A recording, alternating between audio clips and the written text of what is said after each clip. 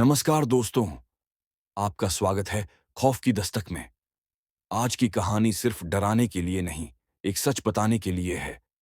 ये कहानी है एक ट्रक ड्राइवर की, जो कोलकाता से झारखंड के जंगलों वाली सड़क पर निकलता है।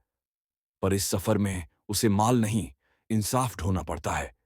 एक ऐसी घाटी, जहां रात में चूड़ियां बजती हैं, जहां मंदिर पूजा नहीं, बलि की कहानी छुपाए बैठा है, और जहां एक मां अपनी मौत के बाद भी अपनी बेटी की रक्षा करती है। दोस्तों, तैयार हो जाइए सुनने के लिए कोलकाता से झारखंड, चूड़ी वाली घाटी। सड़क लंबी है, रात गहरी है, और जो आवाज आपको सुनाई दे वो सिर्फ हॉर्न की नहीं होगी।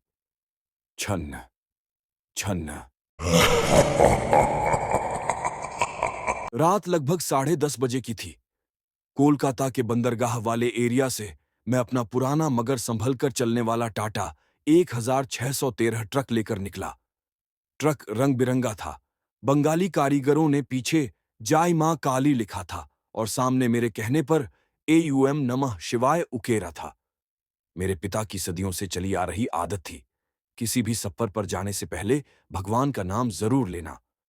मैं उनकी वही आदत अपनी ड्राइविंग सीट तक ले आया था। ट्रक में लकड़ी भरी थी, जंगलों से निकला हुआ भारी, ठोस, हल्की सी सीलन वाली गंध छोड़ता हुआ टिम्बर। उतना ही भारी जितनी परेशानियां घर में छोड़कर आया था। मेरे पिता महीनों से बीमार पड़े थे, फेफड़ों की पुरानी बीमारी और दवाइयों का बोझ, और मैं बस ट्रक चलाता जा रहा था ताकि दवा, कर्ज, खाना सब चलता रहे। कभी कभी लगता था कि मैं अपने परिवार से ज्यादा इन रास्तों का हो गया हूं। मेरे साथ खलासी बैठा था, भोला ठाकुर। नाम भोला, लेकिन बातों में चालाक, चेहरे पर हमेशा मुस्कुराहट और डर। डर से बड़ा दुश्मन उसका कोई नहीं। वो कहता रहता था, ड्राइवर भैया, मैं तो अंधेरी सड़क पर नाम भी नहीं लूंगा डर का। लेकिन फिर खुद ही डरा डरा सा बैठा रहता था। हम कोलकाता छोड़कर हाईवे की तरफ बढ़ रहे थे। सड़कों पर रात का सन्नाटा, दूर दूर तक बस पीली स्ट्रीट लाइटें। कभी कभी कोई ऑटो रिक्शा, कोई साइकिल वाला, या कोई नशे में लड़खड़ाता आदमी। मैं अपनी ड्राइविंग सीट पर सीधा बैठा, हाथों में स्टीयरिंग, आंखें आगे अंधेरे में गुम हो रही सड़क पर गड़ाए, चुपचाप चल रहा था। भोला खिड़की से बाहर झांकता हुआ बोला, भैया, हर बार रात में ही क्यों निकलते हो? दिन में भी तो चला सकते हो। मैंने गहरी सांस लेकर कहा, दिन में रोड पर जाम ज्यादा, रात में माल जल्दी पहुंचता है। एक एक मिनट की कमाई है भोला। उसने सिर हिलाया और चुप हो गया। कुछ देर बाद बोला, फिर भी रात में डर लगता है, ये रास्ते शांत नहीं होते। मैं मुस्कुराया। डर? डर तो इंसान को तभी लगता है जब वो अपने घर वालों के लिए कुछ न कर सके। बाकी सड़कें क्या डराएंगी? भोला चुप हो गया। शायद उसे मेरी बात समझ आई, या शायद वह समझ ही नहीं पाया। हम आगे बढ़ते गए। हाईवे खाली, दाहिने बाएं, कभी कभी घने पेड़ों की कतारें, बीच बीच में छोटे छोटे गांव, जिनके घरों में बस हल्की पीली रोशनी टिमटिमाती दिखाई देती थी।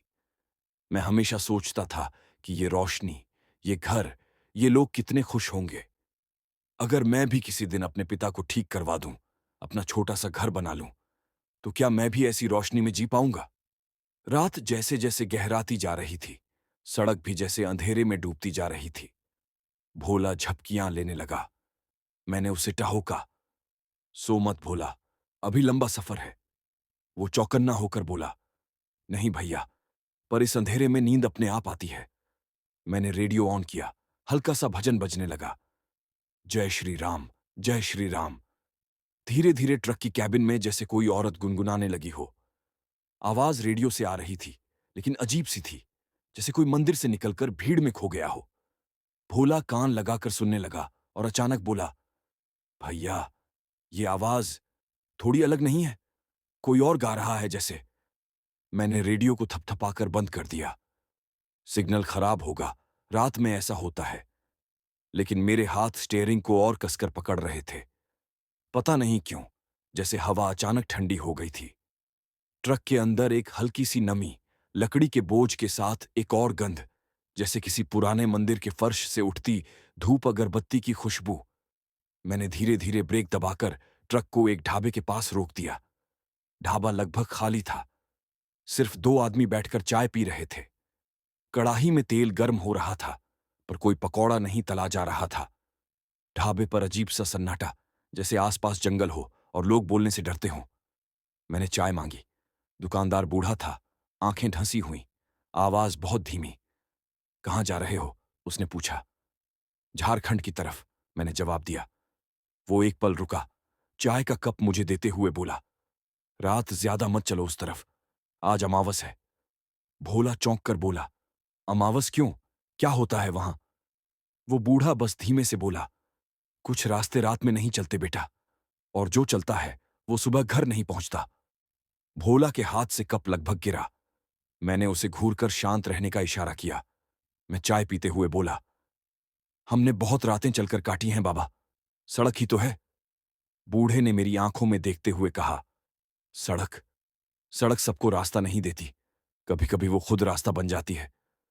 मेरे हाथ रुक गए, सर में झंझनाहट, जैसे कान किसी अनहोनी को पहले ही सुन लें।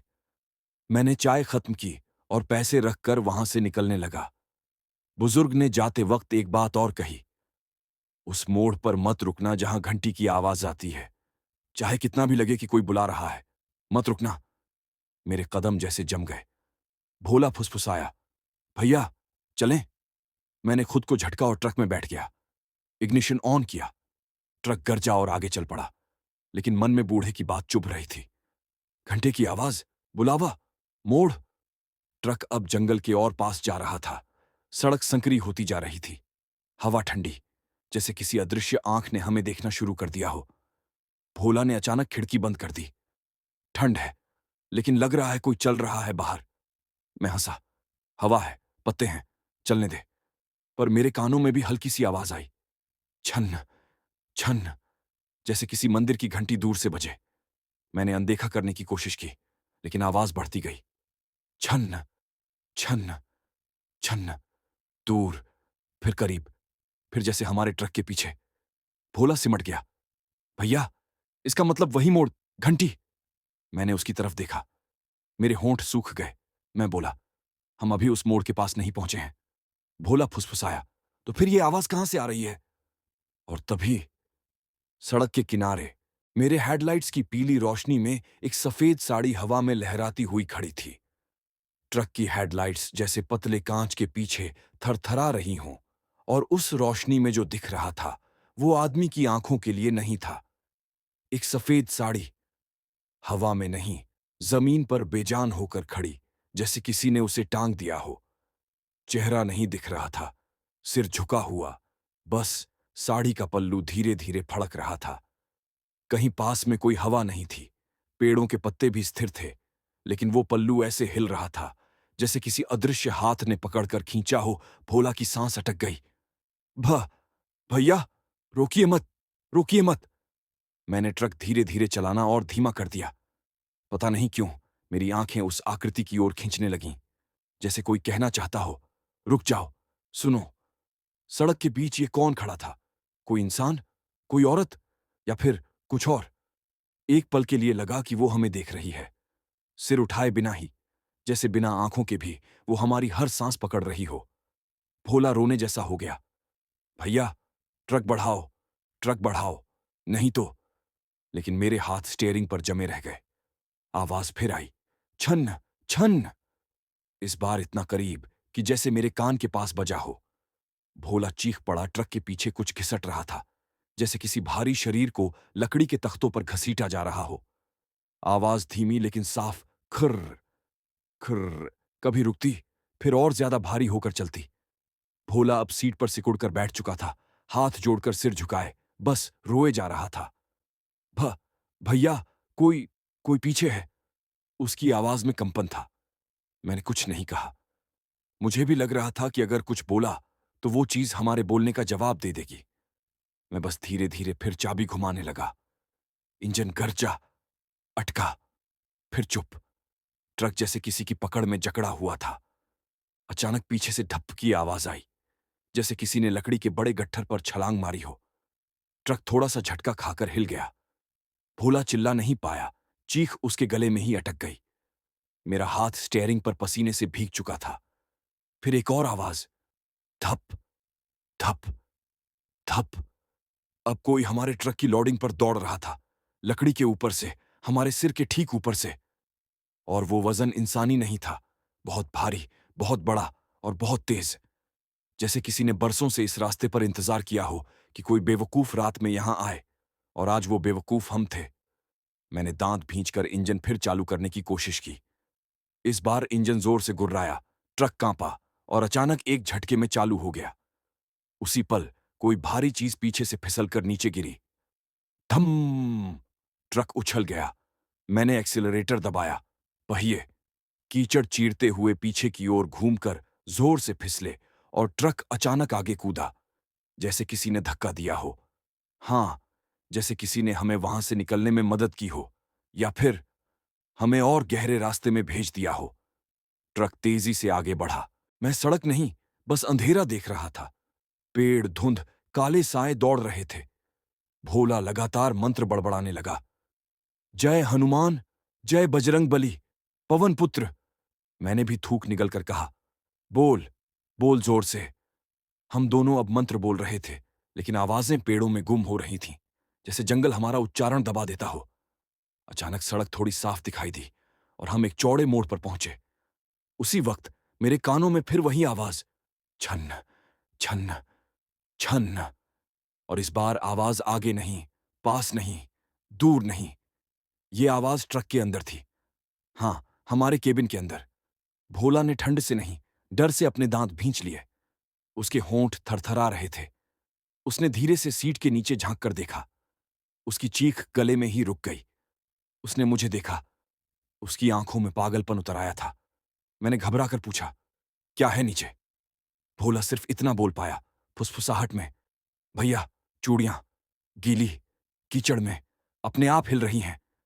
वो बिना हाथ छुए, बिना हवा के, अपने आप खनक रही थीं। छन्न छन्न छन्न। मैंने एक सेकंड के लिए नीचे देखने की कोशिश की, पर उसी पल ट्रक झटके से बाईं तरफ मुड़ा, जैसे किसी ने स्टीयरिंग पकड़कर खींच लिया हो। मैं चिल्लाया, अरे, छू मत। लेकिन कोई मेरे हाथ के ऊपर हाथ रख चुका था, ठंडा, भारी और उंगलियां पतली, हड्डियों जैसी। वो भोला नहीं था, वो मैं भी नहीं था। मैंने सिर घुमाया। बगल की खिड़की में, शीशे पर, कुछ ठंडी हवा नहीं, किसी का चेहरा चिपका था। धुंधला, सफेद, बालों में कीचड़, आंख नहीं, बस खाली गड्ढे। वो शीशे से ऐसे चिपका जैसे अंदर झांक रहा हो, जैसे पूछ रहा हो, यहां क्यों आए? भोला चीख पड़ा और उस चीख के साथ मेरी चेतना भी टूट गई। मैंने एक्सीलरेटर को जितना दबा सकता था, दबा दिया। ट्रक गर्जन की तरह भागा। पेड़ किनारे छूटने लगे। पगडंडी खत्म हुई और अचानक फिर से सड़क दिखाई दी। हेडलाइट काली सड़क पर फैली और गायब हो गई। सड़क खत्म। सीधे एक पुराना, टूटा मंदिर। रास्ता वहीं जाकर बंद हो गया था। हम जंगल के बीच एक त्यागा हुआ मंदिर के सामने खड़े थे। भोला फुसफुसाया, भैया, ये वही जगह है जहां ढाबे वाले ने कहा था, रास्ता खुद बुलाता है। हवा में धूप और सड़ी मिट्टी की गंध थी, और मंदिर के दरवाजे पर लटक रही थी वही सफेद साड़ी। मंदिर के सामने ट्रक रुक नहीं रहा था, जैसे किसी ने पैर जमाकर पकड़ लिया हो। इंजन अभी भी चल रहा था, पहिए घूम रहे थे, पर ट्रक आगे बढ़ ही नहीं रहा था, मानो जमीन ने उसे पकड़कर रोक लिया हो। मैं जितना एक्सीलरेटर दबाता, उतनी ही आवाज इंजन के अंदर से निकलती, लेकिन ट्रक की हालत किसी फंसे हुए जानवर जैसी थी, बलवंत लेकिन बेबस। भोला सीट पकड़कर रो रहा था, भैया, ये मंदिर हमें रोक रहा है, ये रास्ता हमें यहां खींचकर लाया है। मैंने सड़क की तरफ देखा, पीछे पीछे अंधेरा, पेड़ों की काली सिलुएटें, वो सफेद साया और घंटियों की आवाज। यहां सिर्फ दो रास्ते थे, या तो मंदिर के सामने रुकना, या फिर ट्रक छोड़कर जंगल में खो जाना। इन दोनों में से कोई भी आम इंसान नहीं चुनता, पर हमें मजबूरन एक चुनना था। और ट्रक तो अब चल भी नहीं पा रहा था। मैंने गहरी सांस ली और धीरे से ट्रक का हॉर्न बजाया। आवाज टूटी सी निकली, जैसे कोई बूढ़ा आदमी कराह रहा हो। उसी वक्त मंदिर की अंदरूनी दीवार से हल्की सी थपथप की आवाज आई, जैसे कोई अंदर हाथ मार रहा हो, या शायद बाहर आने की कोशिश कर रहा हो। भोला मेरे बाजू पकड़कर बोला, ट्रक वापस मोड़ेंगे भैया, वापस, यहीं मर जाएंगे, इस मंदिर के सामने मत रुकना। पर पीछे कोई रास्ता नहीं था। हर दिशा में जंगल, अंधेरा और टेढ़े मेढ़े पेड़ ऐसे खड़े थे जैसे सैकड़ों कपाल रहित प्रेत सिर झुकाए हमारी तरफ देख रहे हों। कुछ दूरी पर चंद्रमा की धुंधली रोशनी बस इतना दिखा रही थी कि हम इस जगह पर बंद हो चुके थे। मैंने ट्रक लॉक किया और बोला, जो मांग रही है उसे देखना होगा, भागकर कहीं नहीं जाया जा सकता। भोला ने सिर पकड़ लिया। हम मंदिर क्यों देखने जा रहे हैं? हम कौन होते हैं इसमें ताक झांक करने वाले? भगवान नहीं, कुछ और है अंदर। मैंने धीमी आवाज में कहा, यह हिंदू मंदिर है। अगर प्रेत भी हैं तो देवता भी हैं। जिसकी पूजा नहीं हुई वो रुष्ट हो जाता है, और जो रुष्ट हो जाए वो आत्मा की तरह भयावह हो जाता है। हम दोनों नीचे उतरे। जमीन ठंडी थी, पर अजीब बात ये, कीचड़ नहीं था। हमने जिस रास्ते से आए उसका गंदा पानी ट्रक तक ही था। मंदिर के आगे जमीन सूखी राख जैसी थी, जैसे किसी बड़ी आग के बाद बचा हुआ अवशेष।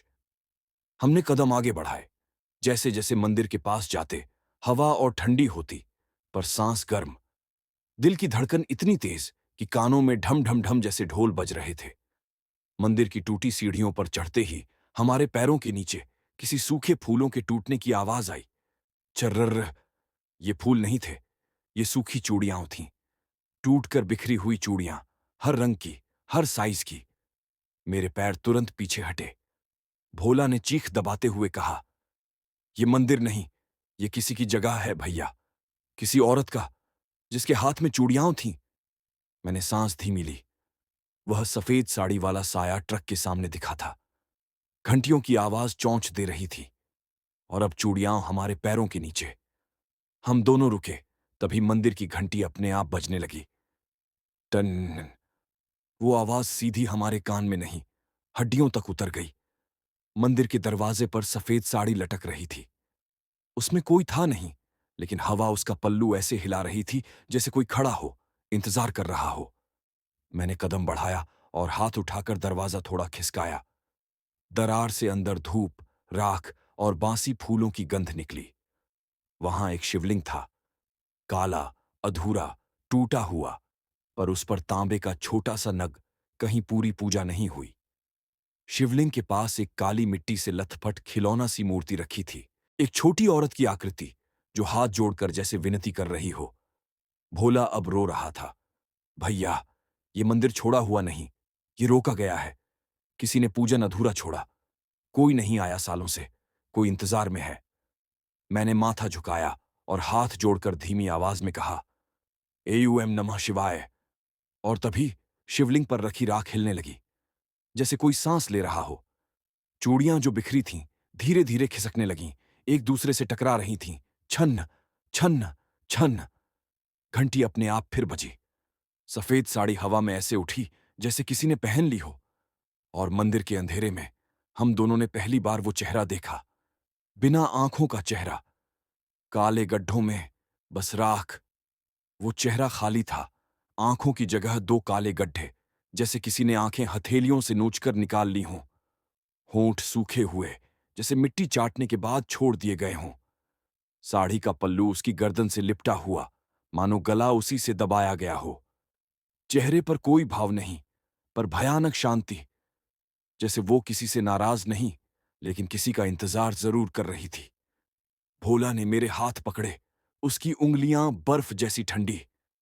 भैया, ये कोई भूत नहीं, ये किसी की पूजा अधूरी है। इसे मुक्त किया नहीं गया, ये बंधी हुई आत्मा है।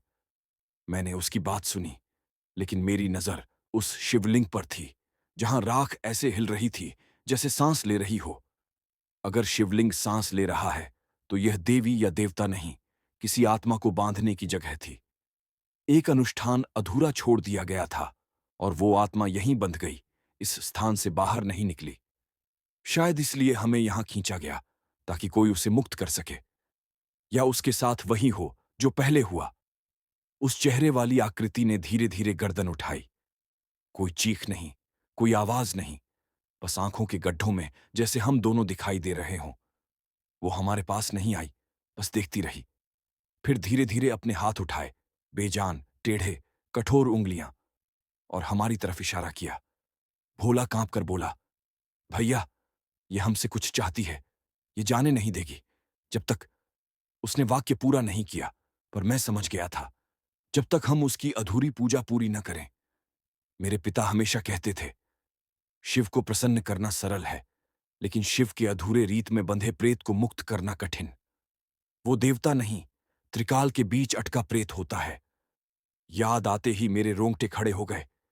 यह मंदिर पूजित नहीं, तांत्रिक द्वारा अपूर्ण छोड़ा गया था। मैंने कांपते हुए भोला से कहा, यहां पूजा नहीं हुई, मंत्र अधूरे हैं, इसे मुक्त होना है, और कोई इसे पूरा किए बिना नहीं जा सकता। भोला हकलाया, भैया, लेकिन हमें मंत्र कौन देगा? हम तो बस ड्राइवर हैं। मैंने उम्मीद के सहारे आगे बढ़कर शिवलिंग के पास देखा। राख में दबी हुई कुछ मोमबत्तियां, शायद किसी तांत्रिक की। साथ में एक फटा हुआ लाल रंग का तांत्रिक ग्रंथ पड़ा था। अक्षर मिट चुके थे, लेकिन पहले पन्ने पर साफ एक लाइन लिखी थी, पूर्णाहुति के बिना आत्मा न मुक्त हो, न क्रोधित, बस अधूरी बनी रहे। हमारा दिमाग सुन्न हो गया। भोला फुसफुसाया, भैया, हम अगर पूजा नहीं करेंगे तो ये हमें जाने नहीं देगी। मैंने उसकी आंखों में देखा, पूजा करेंगे, चाहे जैसा भी हो। उस आत्मा ने अपने हाथ नीचे किए, जैसे हमारी बात सुन रही हो। मुझे लगा वह चाहती है कि उसे मुक्त किया जाए, पर कौन जाने ये चाहत आशीर्वाद है या फांसी की रस्सी। मैंने ग्रंथ उठाया, पन्ने बिखरे, लेकिन कुछ शब्द स्पष्ट लिखे थे, एयूएम ह्रीं क्लीं शंभम, अतृप्त आत्मा मुक्त्यर्थम। मैंने आवाज धीमी रखी। जैसे ही मैंने पहला शब्द पढ़ा, शिवलिंग के पास की राख हवा में उठने लगी, जैसे धुआं उल्टा बह रहा हो। मंदिर की टूटी हुई घंटी अपने आप बजने लगी, टन्ना टन्ना टन्नम। सफेद साड़ी हवा में हल्की उठी, जैसे वह मंत्र सुन रही हो। भोला डरते हुए मेरे साथ मंत्र दोहराता गया। उसकी आवाज कांप रही थी, पर वह रुक नहीं रहा था। एयूएम ह्रीं क्लीं शंभम, अतृप्त आत्मा मुक्त्यर्थम। अचानक मंदिर की दीवारों से हवा के झोंके नहीं, चीखें निकलीं, जैसे सैकड़ों औरतें एक साथ रो रही हों। वह आत्मा उठकर शिवलिंग के पीछे खड़ी हो गई। हम मंत्र पढ़ते रहे, और राख भरे धुएं से उसकी आकृति और साफ दिखने लगी। वह अब सिर्फ एक साया नहीं, पूरी लाश जैसी स्त्री बन गई थी। चेहरे पर जीवन नहीं, पर आशा थी, या शायद क्रोध। मंत्र पूरा होते ही ग्रंथ की पन्ने खुद ही बंद हो गए। शिवलिंग पर पड़ी राख चिपककर काली चमक देने लगी, और अचानक वह आत्मा घंटाघर वाली आवाज के साथ हवा में फैलकर फूट गई। चूड़ियां कीचड़ की तरह टूट गईं, साड़ी जमीन पर गिर गई, लेकिन अब वह किसी के शरीर पर नहीं थी, बस एक कपड़ा। भोला रो पड़ा, भैया, ये चली गई, मुक्त हुई। मैंने उसे उठाया, ये मुक्त हुई, या हमें मुक्त किया, पता नहीं। हम ट्रक की तरफ वापस लौटने लगे। हवा अब सामान्य थी, पेड़ों में सरसराहट थी, पर डर नहीं। हमने ट्रक का दरवाजा खोला। इंजन बिना चाबी घुमाए अपने आप चालू हो गया। ट्रक जैसे कह रहा हो, अब निकल जाओ। हमने सीट ली, मैं चलाने लगा। रास्ता अब पक्की सड़क में वापस जुड़ गया, जैसे कुछ हुआ ही नहीं था। पीछे देखा, मंदिर गायब नहीं था, पर अंधेरे में खो गया था, बस साया भर। भारी सांस लेते हुए भोला बोला, भैया, अब ये रास्ता ठीक रहेगा ना? मैंने धीमे से कहा, अधूरी पूजा खत्म हो गई है, अब रास्ता हमारा है। लेकिन उसी वक्त ट्रक के दर्पण में पीछे से एक स्त्री का चेहरा कुछ सेकंड के लिए दिखा। इस बार शांत, बिना क्रोध, बिना आंखें, पर बिना दर्द। मैंने आईने पर हाथ फेर कर साफ किया। चेहरा गायब था। भोला ने डर कर पूछा, क्या था? मैंने गहरी सांस ली और ट्रक आगे बढ़ाया। किसी का इंतजार पूरा हुआ, अब हम भी जा रहे हैं। सड़क अब सीधी थी और हम झारखंड की तरफ बढ़ रहे थे, पर अंत नहीं हुआ था। दूर कहीं कहीं हवा में हल्की आवाज अब भी थी, छन्न छन्न। सड़क अब शांत थी, हवा में बारिश की हल्की गंध थी, और दूर कहीं कुत्ते भौंकने की आवाज सुनाई दे रही थी। मंदिर पीछे छूट गया था, लेकिन मेरे मन में एक बोझ बचा था। वो आत्मा मुक्त हुई, या हमें किसी और राह पर भेजकर छुटकारा पाया। ट्रक की हेडलाइट दूर तक काली सड़क को चीरती हुई जा रही थी, और हर पेड़ अब सामान्य लगने लगा था। लेकिन सामान्य होना भी एक डर जैसा था, जब अभी अभी हमने मौत और मुक्ति के बीच की सांस महसूस की थी। भोला खिड़की के पास बैठा था, मगर उसका चेहरा थका हुआ, आंखों में पीलापन और होंठ सूखे। उसने पानी का बोतल उठाया, लेकिन हाथ कांपने लगे। उसने बोतल गिरा दी। भैया, हाथ अब भी कांप रहे हैं। लगता है मेरी नसें ठंड हो गई हैं। मैंने बोतल उठाई और उसे पकड़ाई। नहीं, बस डर का असर है। थोड़ा पी ले, फिर सब ठीक हो जाएगा। उसने एक घूंट लिया, फिर आंखें बंद कर लीं। शायद वह सोचना चाहता था कि जो हुआ वह सपना था। लेकिन सपनों में चूड़ियां खनकती नहीं और मंदिर खुद बुलाता नहीं। सड़क पर धीरे धीरे ट्रैफिक दिखने लगा। एक दो ट्रक, कुछ मोटरसाइकिलें और दूर कहीं बस की रोशनी। मुझे थोड़ी राहत महसूस हुई, जैसे अब हम इंसानों की दुनिया में वापस लौट आए थे। मैंने एक बड़ा सांस लिया और कहा, भोला, जब कोई जगह खुद बुलाती है तो वहां कोई कारण होता है। वो आत्मा इसीलिए बंधी थी क्योंकि उसे अधूरा छोड़ दिया गया था।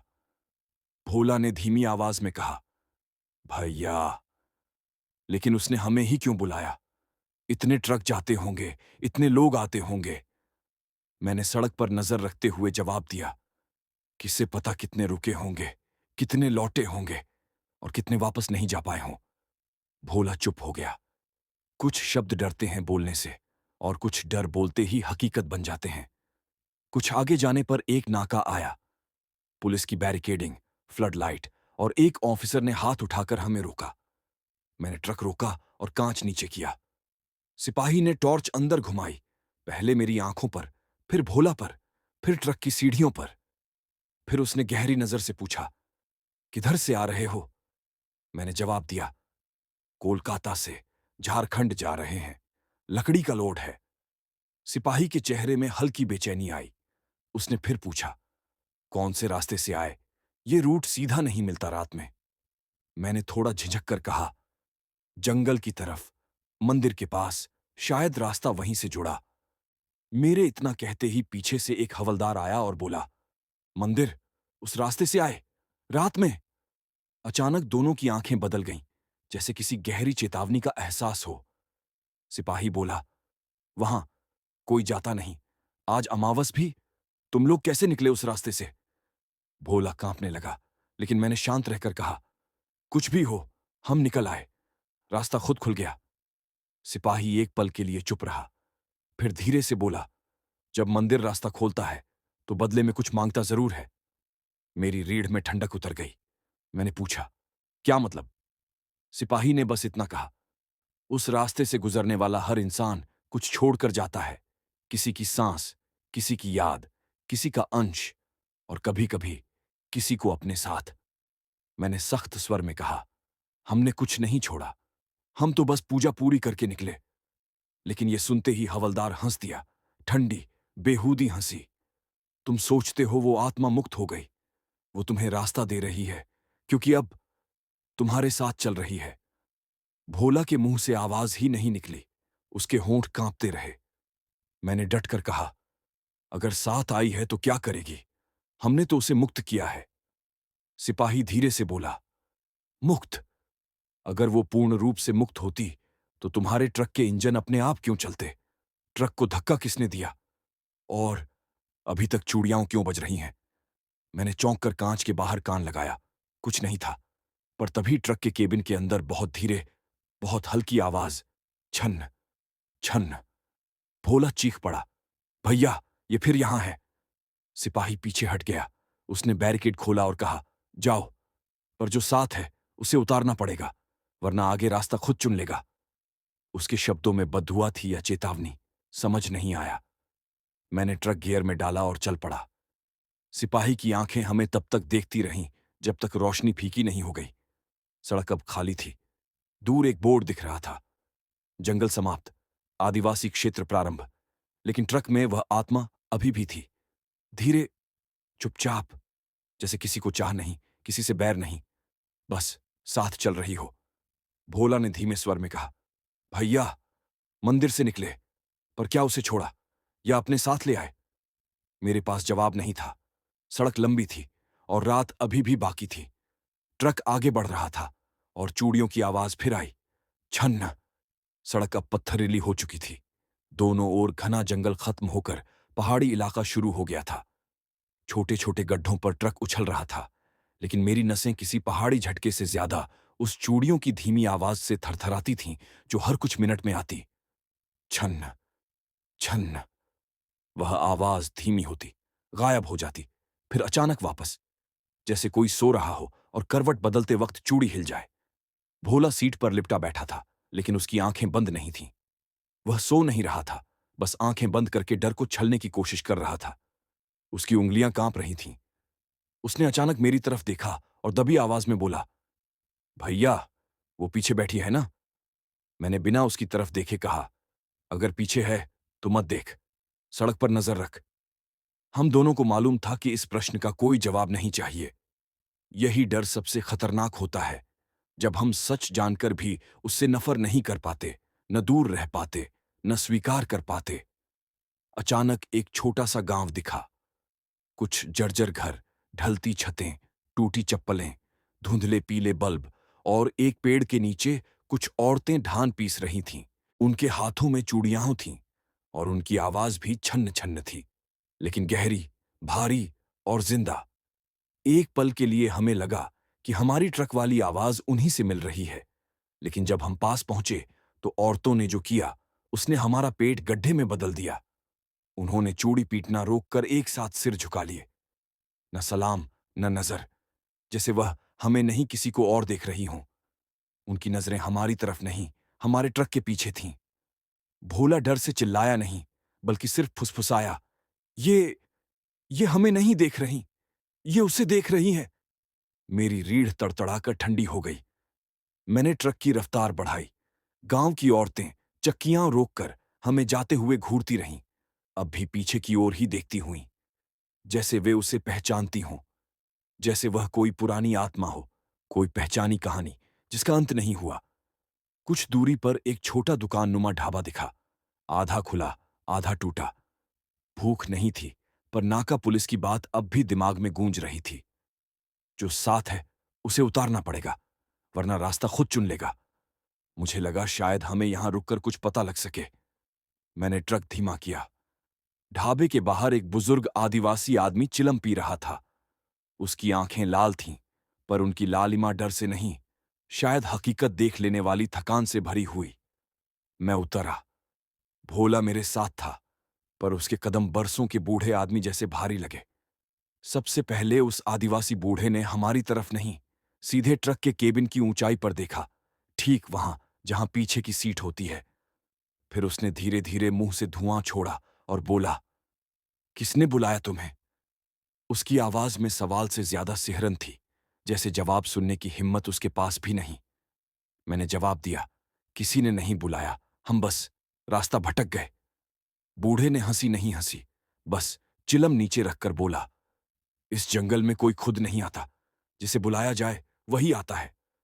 भोला धीरे से बोला, मंदिर में एक औरत। बूढ़े की आंखें झपकती नहीं, उसने तुरंत कहा, चूड़ियां पहने थी? मैंने सिर हिलाया। हां, सफेद साड़ी में, चेहरे पर आंखें नहीं थीं। बूढ़ा उठ गया। उसकी छड़ी जमीन पर लगी, पर आवाज नहीं आई। इतनी सूखी मिट्टी थी वहां। उसने धीरे धीरे ट्रक के पास जाकर उसकी पीछे की सीट को घूरा, जैसे कोई वहां बैठा हो। फिर उसने कहा, उसके हाथ से चूड़ियां कभी अलग मत करना। मैंने आश्चर्य से पूछा, क्यों? बूढ़ा धीरे से बोला, वो चूड़ियां उसकी पहचान है। अगर वो टूट गईं, तो वो केवल आत्मा नहीं रहेगी, वो भूख बन जाएगी। भोला ने डर से पूछा, किस चीज की भूख? बूढ़े ने ट्रक के लोहे पर हाथ रखा, और इस बार उसकी उंगलियों में कांप नहीं थी। लाश की, मन की, जीवन की। जो दिखे उसे तोड़कर खा लेगी।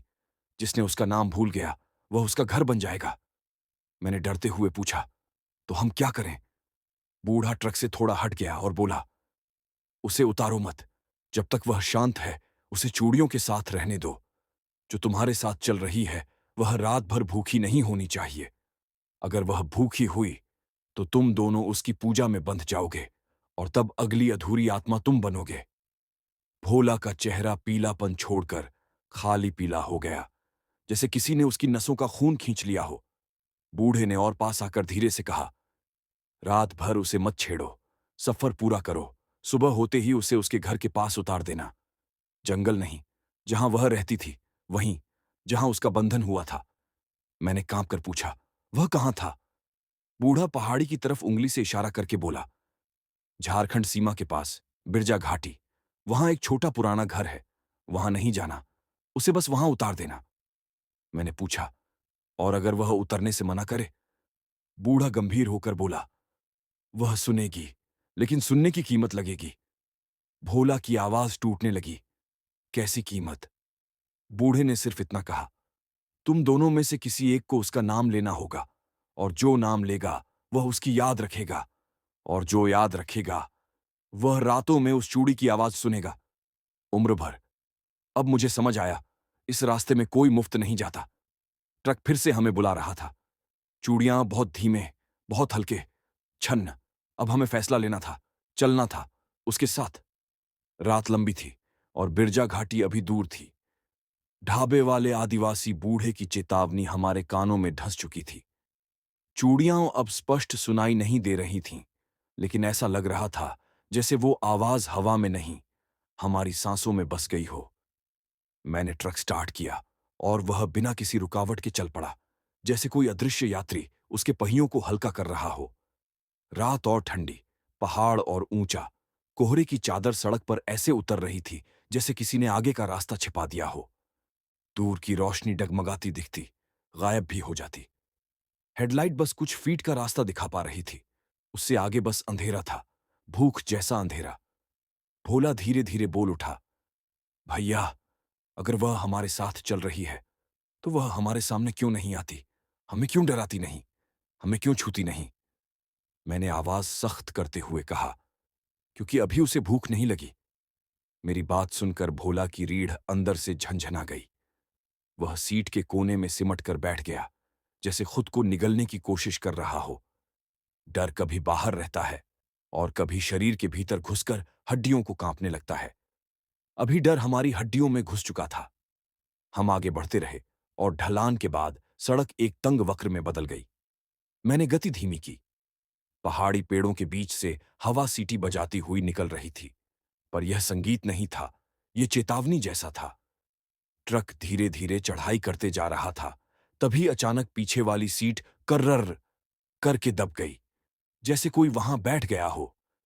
स्टीयरिंग मेरे हाथों से फिसलता गया और ट्रक लगभग साइड में झुकने लगा। मैं तुरंत संभला और संतुलन किया, लेकिन मैं जान गया, अब वह सिर्फ साथ नहीं चल रही, वह बैठ गई है। भोला ने दबी आवाज में कहा, भैया, वो पीछे है, वो अब चुप नहीं है, वो बैठ गई है। मैंने धीरे, बिल्कुल शांत स्वर में कहा, जब तक वह शांत है कुछ मत बोल, उसकी तरफ मत देखना, उसकी मौजूदगी को मत छेड़ना। लेकिन डर भले ही दिमाग की समझ मान ले, दिल की धड़कन को नहीं रोकता। भोला के होंठ फटने लगे थे, आंखें हर पल झपकतीं, जैसे उनको बंद करने पर कोई और चेहरा दिखने लगेगा। काफी देर बाद पहाड़ी उतार खत्म हुई और सामने एक ऊंची चट्टान दिखी, एक संकरी सुरंग जैसी प्राकृतिक दरार जहां से सड़क गुजरती थी। ऊपर से चट्टानें जैसे सिर झुकाए हमें देख रही हों। रास्ता तंग, घुटन भरा और अंधेरा। मैंने धीरे से ब्रेक लगाया। ट्रक को सुरंग में एंट्री देने ही वाला था कि कुछ अजीब हुआ। चूड़ियां ट्रक के अंदर नहीं, सुरंग के अंदर गूंजने लगीं। छन्न, छन्न, छन्न। आवाज कहीं गहराई से, जैसे सुरंग के पेट से आ रही हो। भोला फुसफुसाया, भैया, उसने रास्ता पहले ही चुन लिया है। वह सही था, रास्ता अब हमारे हाथ में नहीं था। मैंने ट्रक आगे बढ़ाया। जैसे ही हम सुरंग में दाखिल हुए, बाहर की हर आवाज बंद हो गई। हवा, पत्ते, इंजन, सब बस कानों में सुनाई देती रही वही आवाज, छन्न, छन्न। सुरंग बेहद लंबी लग रही थी, जबकि दूरी ज्यादा नहीं थी। अंधेरा ऐसा जैसे ट्रक की रोशनी भी निगल ली जा रही हो। ऐसा लगा हम किसी रास्ते पर नहीं, किसी पेट के अंदर चल रहे हों। अचानक ट्रक के अंदर एक मीठी पर डरावनी गंध आई। कच्चा इत्र, पुरानी मिट्टी और शव की सीलन का मिश्रण। भोला दुबक्कर बोला, भैया, ये सुगंध, ये चूड़ियों वाली सुगंध, ये स्त्री के बाजू से आती है। मैंने कोई जवाब नहीं दिया। जवाब देने का मतलब था उसकी मौजूदगी स्वीकार करना। हम बस आगे बढ़ते गए। सुरंग के अंत में हल्की रोशनी दिखाई दी। हमें बाहर निकलने की आस बंधी, लेकिन जैसे ही हम बाहर निकलने वाले थे, ट्रक के केबिन में अचानक ठंडी उंगलियां मेरी गर्दन को छू गईं। मैं जम गया। पसीना तुरंत बहने लगा, जबकि शरीर बर्फ में बदल चुका था। भोला ने मेरी आंखों में देखकर धीरे से कहा, भैया, कुछ मत बोलना। मैंने होंठ भी नहीं हिलाए। उंगलियां धीरे धीरे मेरी गर्दन से हट गईं और पीछे खिसक गईं। हम सुरंग के बाहर निकल आए। हवा फिर से चलने लगी। इंजन की आवाज वापस लौट आई। लेकिन अब एक फर्क था। वह आत्मा अब सिर्फ साथ नहीं थी, वह हम दोनों को छू चुकी थी। पीछे कहीं बहुत दूर पहाड़ों से ढोल की धीमी आवाज आई, ठम ठम ठम, जैसे किसी प्राचीन प्रथा की तैयारी हो रही हो। हम बिरजा घाटी की तरफ आगे बढ़ रहे थे। रात अभी भी अधूरी थी और चूड़ियों की आवाज अब धीमी नहीं, स्पष्ट थी। छन्न छन्न छन्न। सुरंग पार करके ट्रक नीचे की ढलान में उतर रहा था। पहाड़ों की हवा अब और ठंडी हो चुकी थी, जैसे किसी ने सांस रोकी हो और पूरा वातावरण थम गया हो। चूड़ियों की आवाज अब सिर्फ सुनाई नहीं देती थी, वह महसूस हो रही थी। जैसे ट्रक के अंदर ही कोई हल्का हल्का हाथ चला रहा हो, जैसे कोई अपनी कलाई मोड़कर धीरे से चूड़ी घुमा रहा हो। छन्न छन्न। भोला अब सीट से टेक लगाए बैठा था, पर उसकी आंखें खुली थीं। वह बंद करने से डर रहा था। उसने धीमी आवाज में कहा, भैया, अगर वह भूखी ना हो तो। मैं समझ गया कि उसकी सोच दिशा बदल रही है। उसने धीरे धीरे पूछा, अगर वह हमें नुकसान नहीं पहुंचाना चाहती, अगर वह बस अपने घर जाना चाहती हो। मैंने धीरे से दांत भींचकर कहा, कोई आत्मा इतनी शांत केवल तभी रहती है जब उसका इंतजार पूरा होने वाला हो। हमें घर पहुंचना है, हां, लेकिन शायद घर हमारा नहीं, उसका है। सामने बोर्ड दिखाई दिया, बिरजा घाटी, 18 किलोमीटर। पहाड़ी घास, पत्थर और कुछ मिट्टी के घरों के अवशेष दिखाई देने लगे। पुरानी छज्जियां, टूटी दीवारें, एक छोटे शिव मंदिर की अधूरी नींव और जगह जगह लकड़ी के खंभे जिन पर कभी बिजली के तार रहे होंगे। सब बिखरा हुआ, जैसे किसी ने पूरा गांव छोड़ दिया हो, या जैसे यहां कभी कोई रहा ही ना हो। अचानक ट्रक के टायरों ने आवाज की, कुर्रर। एक बड़ा पत्थर सड़क पर फंसा था। मैंने ब्रेक लगाया। ट्रक रोकते ही पीछे सीट करर कर उठ गई, जैसे कोई खड़ा हो गया हो। मैं और भोला दोनों स्थिर हो गए। गर्दन मोड़ने की कोशिश नहीं की। तब हवा में किसी के सांस लेने की आवाज आई। गर्म नहीं, ठंडी सांस, कानों के पीछे उतरती हुई। भोला की आंखों में पानी आ गया। वह फुसफुसाया, भैया, क्या वह उतरना चाहती है? मैंने धीरे से कहा, अभी नहीं, यहां उसका घर नहीं। हमने पत्थर हटाया और ट्रक फिर चल पड़ा। सड़क अब उतनी चौड़ी नहीं थी। झाड़ियां रास्ते के दोनों ओर थीं और उनके पीछे बड़े काले पेड़। इन पेड़ों पर सूखे कपड़े टंगे हुए थे, कुछ लाल, कुछ पीले, कुछ सफेद। वे हिल रहे थे, लेकिन हवा नहीं थी। भोला तरसती आवाज में बोला, ये कपड़े, ये चूड़ियां, ये सब किसी की शादी के जैसे हैं, पर यहां कोई है ही नहीं। मैंने नजर फेर ली। सच में यह जगह किसी उत्सव के बाद छोड़ दी गई लगती थी, पर उत्सव के बाद लोग नहीं लौटे। शायद जो लौटा वह इंसान नहीं था। बिरजा घाटी अब नजदीक थी। हम जैसे जैसे आगे बढ़ते गए, भूगोल मानो रास्ते से हटने लगा। सड़क नहीं, बस मिट्टी और पत्थर थे। बीच में एक टूटा हुआ दरवाजा पड़ा था, जैसे किसी घर से निकालकर फेंक दिया गया हो। उसके पास एक टूटी चूड़ी और एक छोटी बच्ची के जूते पड़े थे। भोला की सांस टूट गई। भैया, ये तो। मैंने हाथ उठाकर उसे चुप करा दिया। कुछ चीजें पूछने का मतलब होता है उनके जवाब को बुलाना। सामने एक ढलान के बाद पहाड़ी झाड़ियों के बीच एक पुराना घर दिखाई दिया। टूटी सीढ़ियां, ढंसी छत और दरवाजे की जगह बस लकड़ी के 3 तख्ते। दीवारें मिट्टी की और उस पर चूने से लिखा था, हिरोमणि। भोला पढ़कर बोला, भैया, ये नाम है? मैंने गला सूखते हुए कहा, हां, शायद उसी का नाम था। घर के सामने जैसे अदृश्य हवा का वजन था। ट्रक रोक दिया। इंजन अपने आप बंद हो गया। कोई झटके नहीं, कोई आवाज नहीं, बस शांत। पीछे वाली सीट धीरे से नीचे बैठ गई, जैसे कोई उतर गया हो। चूड़ियां अब नहीं बज रही थीं, बस स्थिर, जैसे मिट्टी में धंस गई हों। भोला कांप कर बोला, भैया, वो उतर गई क्या? मैंने धीरे से कंधे न मोड़ते हुए कहा, उतर गई या घर लौट गई।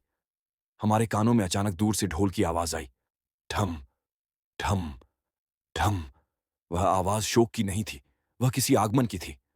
फिर चूड़ी की एक अकेली खनक सुनाई दी, छन्न, और घर के दरवाजे पर सफेद साड़ी खुद ब खुद खड़ी हो गई। इस बार बिना हवा, बिना शरीर, पर सीधी। भोला फुसफुसाया, अब क्या करें भैया? अब वक्त था तय करने का। कौन उसका नाम लेगा? कौन उसकी याद हमेशा ढोएगा? मैंने आंखें बंद कर लीं। सफेद साड़ी धीरे धीरे एक कदम आगे बढ़ी। सफेद साड़ी का पल्लू जमीन पर खिंचता हुआ घर के दरवाजे के पास ठहर गया। उसमें कोई चेहरा नहीं, कोई हाथ पांव नहीं, बस एक अदृश्य आकृति, जैसे कोई आत्मा अपने शरीर की जगह कपड़े से बनी हो। उसकी चुप्पी हमारे डर से भी ज्यादा भारी थी। भोला मेरे कान के पास फुसफुसाया, भैया, वो कुछ कह नहीं रही, बस खड़ी है। मैंने आवाज दबाकर कहा, वो हमें चुन रही है। भोला की सांसें तेज हो गईं। चुन रही है? किस लिए? हम दोनों जानते थे, पर बोलने की हिम्मत किसी में नहीं थी। बूढ़ा ढाबे वाला कह चुका था, उसका नाम कोई एक बोलेगा और तब वह उसी के साथ रहेगी, याद के रूप में। घर के सामने छोटी मिट्टी की चबूतरी पर चूड़ियों का एक मिट्टी का कटोरा पड़ा था। लाल, हरी, पीली और टूटी हुई चूड़ियां। सफेद साड़ी उस कटोरे के सामने रुक गई, जैसे कह रही हो, मेरा नाम लो, मुझे इस घर में लौटा दो। भोला ने हिम्मत खोते हुए कहा, भैया, आप बोल दो, आपको मंत्र आता है, आपने पूजा की थी। मैंने उसकी आंखों में देखा, वह किसी भी कीमत पर इससे दूर रहना चाहता था, लेकिन यह फैसला डर की वजह से नहीं लिया जा सकता था। मैंने कहा, नाम वही लेगा जिसे याद उसका बोझ उठाना चाहिए। याद किसी को जीवन भर पीछे खींच सकती है। भोला की आवाज टूट कर रोने लगी, भैया, मेरे घर में भी परिवार है, बीमार मां है। अगर मैं उसके नाम का बोझ ले लूं तो? उसकी आंखें डर से नहीं, जिम्मेदारी से भीगी थीं। मैं झुक गया और चबूतरे पर रखे कटोरे को छुआ। उस पर काई लगी थी, जैसे बरसों से कोई उसे छूने की हिम्मत नहीं कर पाया हो। सफेद साड़ी मेरे बगल में खड़ी थी, बिना सांस, बिना शरीर, लेकिन उसका इंतजार महसूस हो रहा था, जैसे वह सदियों से यही चाहती थी। कटोरे को धीरे से ऊपर उठाया और उसमें उंगली से धूल हटाई। नीचे नाम उभर आया, हिरोमणि देवी। भोला ने भय से मेरी बांह पकड़ी। भैया, अब बोलना पड़ेगा। मैंने गहरी सांस ली और नाम लेने ही वाला था कि अचानक हवा से एक ठंडी आवाज आई, नहीं। सफेद साड़ी हिली, जैसे उसने कंधा घुमाकर मुझसे मुंह मोड़ लिया हो। वह मेरे पास से हटकर भोला की ओर बढ़ने लगी। भोला पीछे हटने लगा, लेकिन पैरों में मानो जंजीरें पड़ गईं। उसकी सांस तेज, दिल की धड़कन बेकाबू। वह चिल्लाया नहीं, बस बुदबुदाया, नहीं भैया, नहीं, मुझे मत दे, मुझे मत दे। मैंने जोर से कहा, हिरोमणि देवी। सफेद साड़ी वहीं रुक गई। आवाज हवा में थरथरा गई। ट्रक की खिड़कियां हिल गईं। ढोल की आवाज एकदम बंद हो गई। मैंने फिर कहा, इस बार स्थिर आवाज में, हिरोमणि देवी, आप अपने घर आ गई हैं। सफेद साड़ी धीरे धीरे झुकने लगी, जैसे प्रणाम कर रही हो, जैसे किसी ने उसे आखिरकार उसके नाम से बुला लिया हो। कई बरसों का इंतजार जैसे वक्त में बिखर गया। चूड़ियां एक एक कर कटोरे में गिरने लगीं। टिक, टिक, टिक। फिर सब शांत हो गया। सफेद साड़ी जमीन पर ढह गई, बिना किसी शरीर के। मैंने कटोरा घर की दहलीज पर रख दिया। जैसे ही मिट्टी से टकराया, अचानक हवा बदल गई। सीलन गायब, गंध गायब, चूड़ियों की आवाज गायब। भोला गले से रोकर बैठ गया। भैया, अब क्या, खत्म? मैंने गहरी सांस लेकर कहा, अब वह घर में लौट गई। अब उसका कोई इंतजार नहीं। ट्रक पीछे से खुद हिला, जैसे हल्का हुआ हो। इंजन बिना चाबी लगे फिर चालू हो गया, जैसे कह रहा हो, अब जाओ। मैंने ट्रक चलाया। घर पीछे छूटता गया। सफेद साड़ी हवा से चिपकी रह गई, जैसे अब वह सिर्फ कपड़ा हो। भोला ने धीरे से पूछा, भैया, आपने नाम लिया, अब क्या होगा? मैंने शांत स्वर में कहा, अब वह मेरी याद में रहेगी, पर भूख नहीं रहेगी, सिर्फ एक अधूरी दास्तान जिसे मैंने पूरा किया। भोला रोते हुए मुस्कुराया, धन्यवाद भैया, आपने मुझे बचा लिया। और तभी ट्रक के शीशे में एक हल्की झलक दिखाई दी। एक औरत का चेहरा नहीं, बस सफेद साड़ी की तहों में छोटा सा मुस्कुराता कण। शांति का। मेरे कानों में अब कोई चूड़ी की आवाज नहीं थी, बस हवा थी और ट्रक की यात्रा। लेकिन एक बात तय हो गई, हिरोमणि अब भूत नहीं, एक याद थी, और यादें कभी नहीं डराती। बस साथ चलती हैं। ट्रक अब घाटी को पार कर रहा था। हवा हल्की और साफ थी। हम दोनों को पहली बार ऐसा लग रहा था कि रात अब डर नहीं, बस अंधेरा है। हिरोमणि का बोझ उतर चुका था और हमारे पीछे अब कोई चूड़ियों की आवाज नहीं थी। इंजन की घर्राहट सामान्य लगी, जैसे ट्रक भी अब राहत की सांस ले रहा हो। भोला ऊँघते हुए बोला, भैया, आज की रात जिंदगी की सबसे अजीब रात थी, पर अब लग रहा है सब ठीक हो जाएगा। मैंने धीरे कहा, हाँ, अब बाकी सफर बस सफर है। पर जंगली रास्तों पर सफर कभी सिर्फ सफर नहीं होता। जहां मृत आत्माएं रहती हैं, वहां जिंदा लोग भी अपने निशान छोड़ते हैं। करीब 1-2 किलोमीटर बाद सड़क के किनारे हमें धुंध में कुछ दिखा। एक पुलिस जीप उलटी पड़ी थी। बगल में एक टूटी बांस की बैरिकेड, जैसे किसी वाहन ने उसे तोड़कर इधर गिराया हो। सिरन टूटा हुआ, कांच बिखरे हुए। भोला हड़बड़ाकर बोला, भैया, कोई एक्सीडेंट? ये तो पुलिस जीप है। मैंने ट्रक धीरे से रोका, इंजन चालू रखा। अब किसी मामले में इंजन बंद करने की हिम्मत मेरी नहीं थी। हम नीचे उतरकर जीप के पास गए। जीप सच में पलटी हुई थी, टायर ऊपर, दरवाजा टेढ़ा। उसके पास मिट्टी पर रगड़ के निशान थे, जैसे वह किसी भारी टक्कर से घिसटकर फेंकी गई हो। मैंने नीचे झुककर देखा, टायर के पास खून नहीं, चूड़ी का टूटा हुआ कांच पड़ा था। भोला सुन्न पड़ गया। भैया, ये चूड़ी यहां कैसे? मैंने कहा, ये चूड़ी हिरोमणि की नहीं, ये किसी और की है। और तभी पास से किसी की कराहट की आवाज आई, बचाओ! घास के बीच एक इंसान पड़ा था, ड्यूटी वर्दी, खून, धूल और टूटा हुआ हाथ। मैंने उसे खींचकर सड़क तक लाया।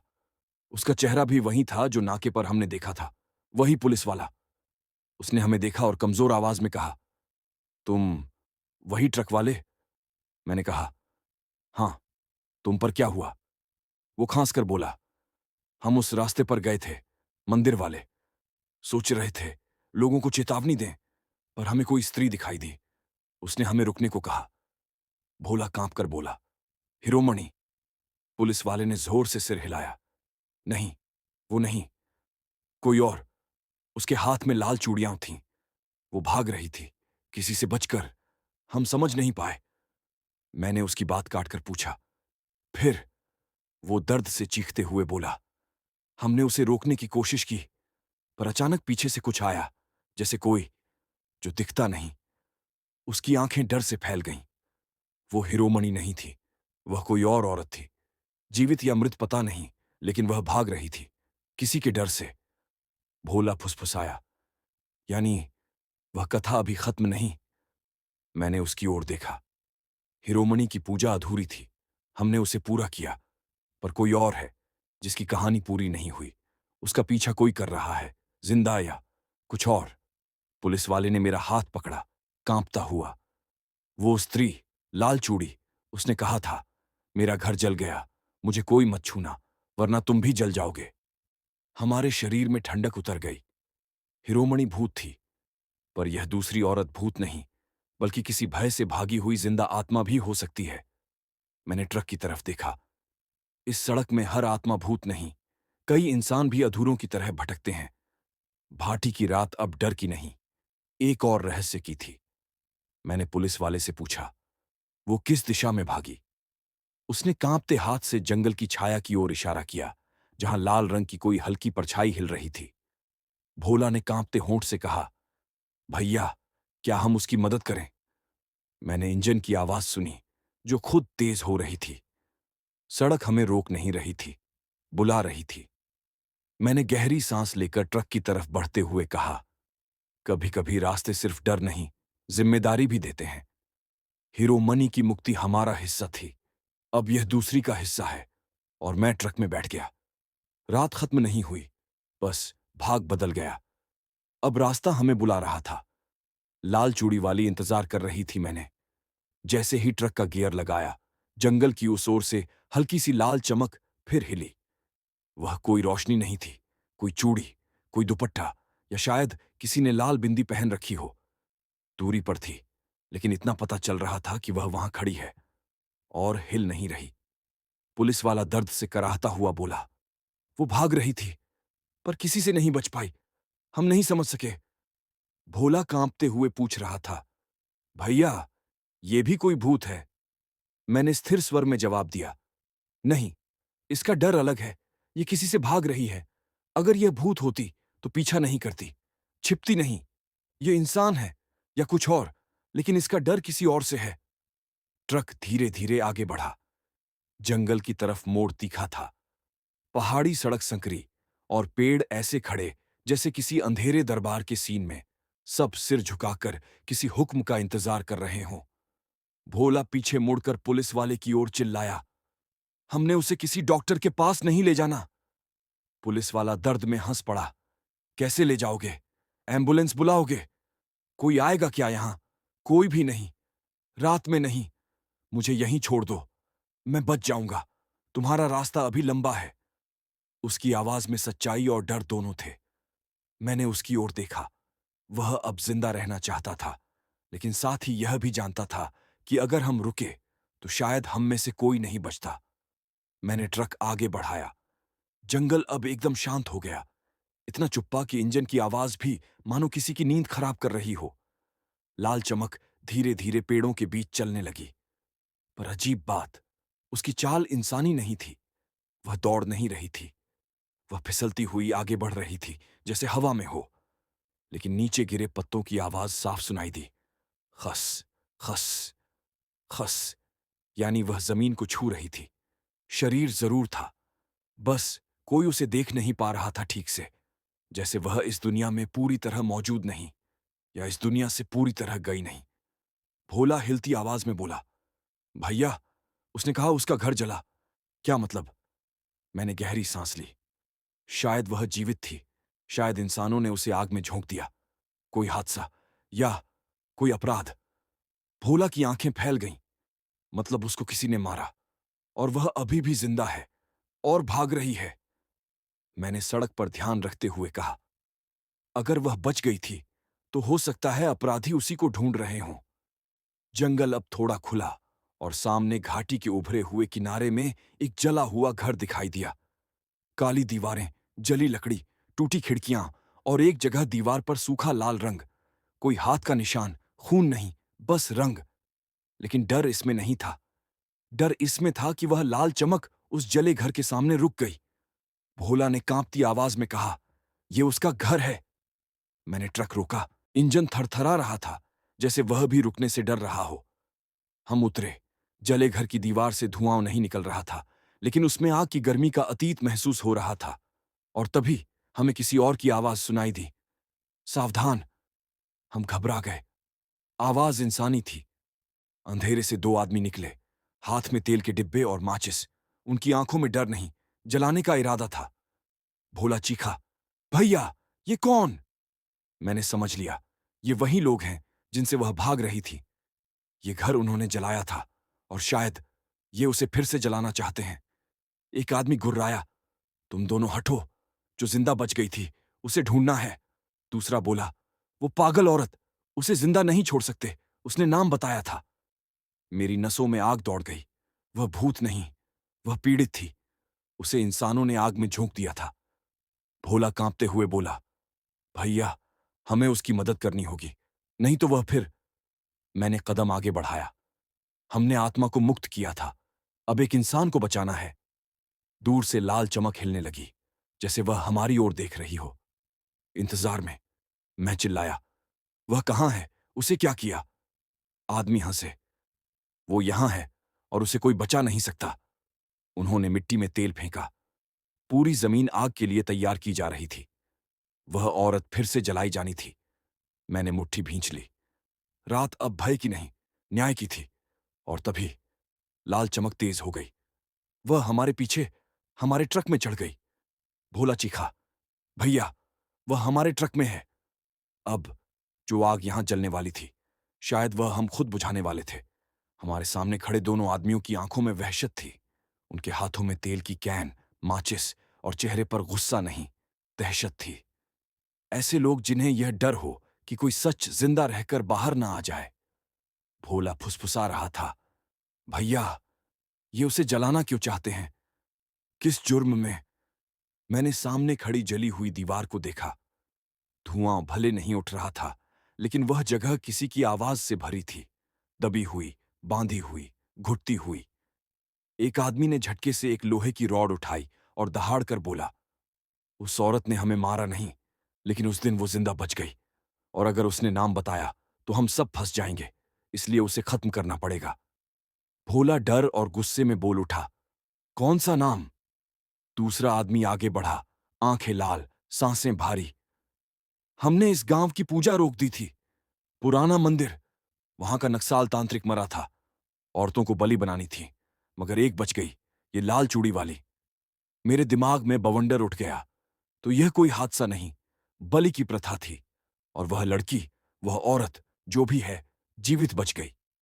इन्हीं ने घर जलाया था, इसे मारने के लिए, इसे खत्म करने के लिए। भोला धीरे से बोला, भैया, इसका मतलब हिरोमणि की आत्मा भी इनसे रोकी गई थी। मैं समझ गया, हिरोमणि की पूजा अधूरी इसीलिए नहीं थी कि उसके नाम की पूर्ति आवश्यक थी, क्योंकि इन लोगों ने उसे पूरा होने ही नहीं दिया था। यह घाटी हमेशा से किसी अधूरी क्रिया में धंसी रही, पूजा नहीं, बलिदान। दूर ट्रक के पीछे लाल रोशनी की परछाई हिली।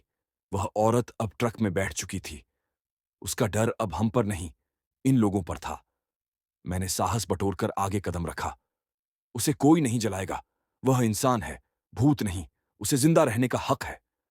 आदमी गुर्राया, हमें रोकेगा कौन? तुम? मैंने जवाब नहीं दिया। मेरी नजर ट्रक पर थी, उस परछाई पर, और तभी ट्रक अपने आप हेडलाइट ऑन कर चुका था। बीम सीधा उन दो आदमियों की आंखों पर पड़ा। उन्होंने आंखें ढक लीं, और अगले ही पल लाल चमक ट्रक से उतरकर जमीन पर आ गई, धीमी लेकिन सुलगती हुई, जैसे कोई अंगारे से बनी महिला।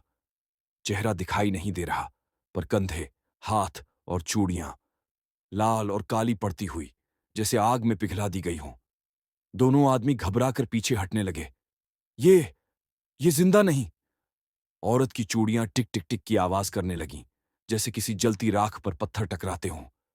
भोला मेरी बांह पकड़कर बोला, भैया, वो हमला करेगी क्या? मैंने आश्चर्य से कहा, नहीं, वह हमें नहीं देख रही, वह याद में है और इनके लिए आई है। औरत ने धीरे धीरे हाथ उठाया। उसकी उंगलियां जल चुकी थीं, काली, फटी हुई। उसने एक आदमी की तरफ इशारा किया, सीधा उस आदमी की आंखों में। वह आदमी कांपकर गिर पड़ा, दूसरा भागने लगा। लाल चूड़ी वाली औरत ने न एक शब्द बोला, न एक कदम दौड़ा, बस हाथ उठाया और बांह से चूड़ी टूटकर जमीन पर गिरी। छन्न। उस आवाज ने जैसे पूरे जंगल को जगा दिया। दूसरे आदमी की सांस रुक गई। वह वहीं गिर पड़ा, न धक्का, न प्रहार, जैसे किसी ने उसका हृदय रोक दिया हो। लाल चूड़ी वाली सिर्फ न्याय थी। भोला भय में सिमटकर बोला, भैया, ये भूत नहीं, ये तो बदला है। मैंने धीरे कहा, नहीं, यह बदला नहीं ले रही, ये बस बता रही है कि अगली कोई नहीं होगी, इस घाटी में अब बलि नहीं होगी। औरत ने हमारी ओर मुड़कर देखा। इस बार वह चेहरा था, आधे जले गाल, पर आंखों में आंसू और राहत। वह बोल नहीं पाई, पर उसकी आंखों में एक विनती थी, मेरी बेटी को बचा लेना, वह जीवित है। मैं सिहर उठा, बेटी, वह भी? औरत ने धीरे धीरे शरीर से अलग हो जाती चूड़ियों को जमीन पर गिराया। टिक टिक टिक। उसका चेहरा धुंध में घुलने लगा, शरीर मिटने लगा। भोला कांपता हुआ बोला, भैया, वो अब मुक्त हो रही है। मैं बोला, हां, लेकिन अब हमारी जिम्मेदारी शुरू हुई है। औरत धुंध बन गई, आंसू हवा में बिखर गए और अंतिम शब्द कान में पड़े, बिना आवाज के, बिरजा स्कूल, मेरी बेटी। फिर सब शांत, लाल चमक खत्म। अब रात सिर्फ अंधेरी थी, डर की नहीं, सच की। भोला फुसफुसाया, भैया, अब क्या? मैंने ट्रक की ओर देखा। इंजन अपने आप गरज रहा था, जैसे उस लड़की की कहानी हमें बुला रही हो। मैंने शब्दों में नहीं, दिल से कहा, अब हम एक बच्ची की तलाश करेंगे। रात अभी भी बाकी थी और बिरजा घाटी का सच अब शुरू हो रहा था। लाल चूड़ी वाली स्त्री अब हवा में घुल चुकी थी, पर उसकी आंखों की वह आखिरी बात, बिरजा स्कूल, मेरी बेटी, वह अब मेरे दिल में उतर चुकी थी। मैंने ट्रक स्टार्ट किया। इंजन मानो बिना आदेश के खुद चल पड़ा, जैसे वह भी जान चुका था कि अब सफर सिर्फ ढुलाई नहीं, किसी की जिंदगी की तलाश है। भोला चुप था, पर उसका चुप रहना डर नहीं था, इस बार समझ थी। वह धीमे से बोला, भैया, वह स्त्री, लाल चूड़ी वाली, अगर वह मर चुकी थी तो उसकी बेटी कहीं। मैंने उसकी बात पूरी की। वह जिंदा होगी। तभी उसने उसका नाम लिया। मृत आत्माएं आशा में बात नहीं करती। वह अपनी बेटी के लिए बची थी। अब हमारी जिम्मेदारी है। हम आगे चले। पहाड़ों के बीच से एक छोटा सुनसान रास्ता एक एक मोड़ बदलते हुए नीचे की तरफ जाता था। दो तीन जगह जले और टूटे घर दिखाई दिए, सिर्फ काले अवशेष, जैसे किसी ने पूरा क्षेत्र जला दिया था, सिर्फ एक शरीर के खत्म होने की पुष्टि के लिए। भोला दबी आवाज में बोला, भैया, ये गांव कभी आबाद रहा होगा, मगर अब यहां जिंदा लोग कम और जख्मी इतिहास ज्यादा है। आखिरकार एक बोर्ड नजर आया, बिरजा प्राइमरी स्कूल। नीचे छोटा लिखा था, 1978 से बंद। हम दोनों चौंक गए। स्कूल 1978 से बंद था तो लाल चूड़ी वाली औरत बहुत पुरानी थी। उसकी बेटी, क्या वह अब भी किसी रूप में जीवित है, या वह भी किसी अधूरे इंतजार में खो गई? फिर भी उस आत्मा ने आज उसका नाम लिया, मानो अभी भी उम्मीद हो। मैंने ट्रक धीरे धीरे स्कूल के जर्जर गेट पर रोका। लोहे का गेट धूल और मिट्टी से भरा, पर ताला टूटा हुआ था, जैसे किसी ने जबरदस्ती खोला हो। अंदर मिट्टी, उगी घास, टूटी बेंचें और दीवारों पर अभी भी कुछ चित्र, मिट्टी से बने सूरज, पेड़ और आकृतियां। लेकिन एक चित्र अलग था। दीवार पर लाल रंग से बनी एक स्त्री, आंखें बिना चेहरे वाली, और उसकी गोद में एक बच्ची। भोला धीरे से बोला, ये उसने खुद बनाया होगा? मैंने सिर हिलाकर कहा, नहीं, किसी ने याद में बनाया है। इतने बरसों से कहानी दबाई गई, मगर कुछ लोगों ने इसे मिटाया नहीं। स्कूल के अंदर दालान में अजीब सी बदबू थी, न शव की, न जानवर की, बल्कि पुराने कपड़ों और धूल में सड़ी हुई किताबों जैसी। हम टॉर्च लेकर आगे बढ़े। कक्षा के पीछे एक छोटी सी स्टोर रूम थी। दरवाजा आधा खुला। मैंने उसे धकेला। अंदर अंधेरा नहीं, गुलाबी रोशनी थी, जैसे किसी ने दुपट्टा लाइट के सामने टांग दिया हो। कमरे के कोने में एक स्कूल बैग पड़ा था, फटा हुआ। उसमें से एक छोटी चूड़ी गिरी, लाल रंग की। भोला कांप गया, भैया, ये बच्ची की है, वही। लेकिन उसी वक्त कमरे के भीतर से किसी ने हकलाकर फुसफुसाया, भाई, बचाओ।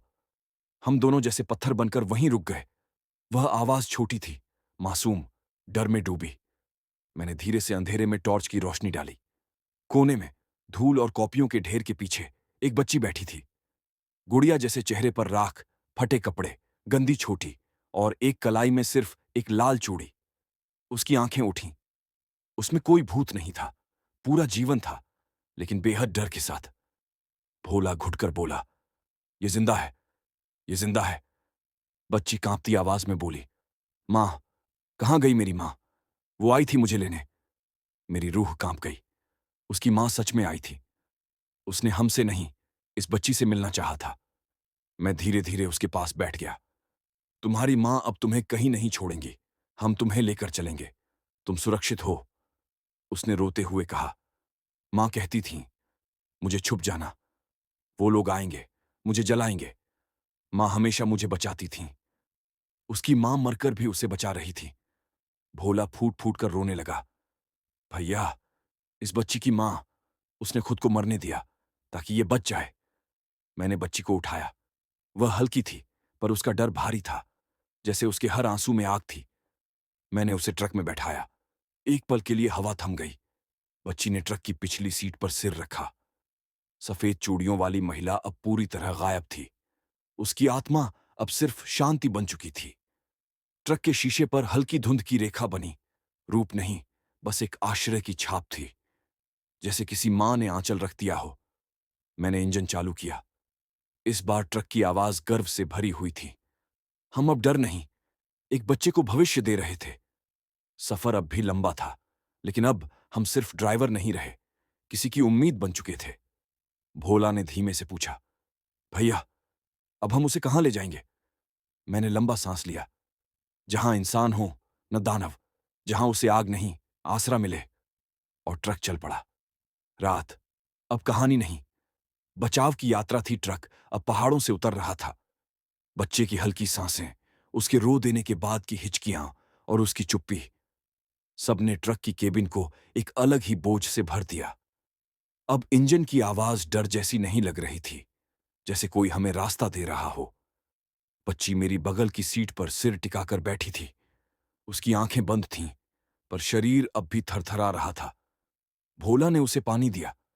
वह धीरे से बोली, मां कहती थी, जलती हुई जगहों से दूर रहना, वहां लोग नहीं रहते, बस बददुआ रहती है। उसकी आवाज सुनकर मेरे दिल में पत्थर सा लग गया। ये सिर्फ एक बच्ची नहीं, एक बचे हुए सबूत की तरह थी। हम घाटी से नीचे उतरते हुए फिर उसी मुख्य सड़क पर पहुंचे जहां पुलिस नाका लगा था, लेकिन इस बार वहां कोई पुलिस नहीं थी। बैरिकेड टेढ़े मेढ़े पड़े हुए, जीप गायब। शायद घायल पुलिस वाला मदद मांगने चला गया था, या उसे कोई उठा ले गया। भोला डरते हुए बोला, भैया, क्या हम उसे शहर ले जाएं? Police station? मैंने कहा, अगर उस जिप के आदमी को किसी ने छोड़ा नहीं, तो हो सकता है कुछ पुलिस वाले भी इस खेल में शामिल हों। ऐसे मामलों में इंसान इंसान से ज्यादा खतरनाक होता है। भोला का गला सूख गया। तो फिर कहां? मैंने गहरी सोच में कहा, पहले इसे किसी सुरक्षित जगह ले जाना होगा। दूसरी बात, उसकी मां की मौत और संपूर्ण बलि की कानूनी सच्चाई बाद में। हम बीच सड़क पर चल ही रहे थे कि अचानक सामने से टॉर्चों की रोशनी दिखी। 3 आदमी, लाठियां और बंदूकें लिए हुए। उनकी चाल में खामोशी नहीं, इरादा था। मैंने तुरंत ट्रक रोक दिया। बच्ची डर गई और मेरे कंधे पर सिर छुपाने लगी। भोला फुसफुसाया, भैया, ये वही लोग तो नहीं? वे ट्रक के बिल्कुल पास आ गए। एक ने टॉर्च मेरे चेहरे पर डाली, आंखें तेज, सवाल जैसे तैयार होकर खड़े हों। किधर जा रहे हो? अंधेरे में क्या ढो रहे हो? मैंने शांत होकर कहा, माल खाली करके वापस जा रहे हैं। उस आदमी की आंखें संकरी हो गईं। केबिन में कितने लोग हैं? उसने जैसे गिनती की उम्मीद में पूछा हो। 2 कहते ही वह जान लेता कि कोई छुपा है। मैंने तुरंत कहा, 3। वह चौंका। भोला ने घूंट निगलकर सीट पकड़ ली। मैंने धीरे से कहा, मैं, मेरा खलासी और उसकी बहन। बच्ची की ओर इशारा किया। वह मेरी झूठी बहन बन गई, पर बच गई। आदमी की आंखें और तेज हो गईं। कहां से ले आए?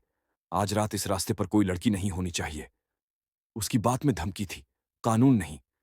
तभी दूसरे ने धीरे से कहा, इसे चेक करना पड़ेगा। मेरी धड़कन तेज हो गई।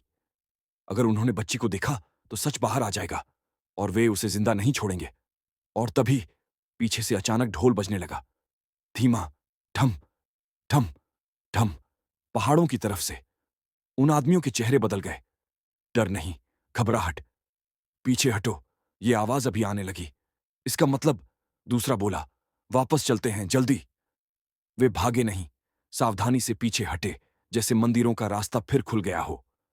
भोला मेरे कान में फुसफुसाया, भैया, ये ढोल, वही आवाज जो मंदिर के पास थी, क्या ये हमें बचा रही है?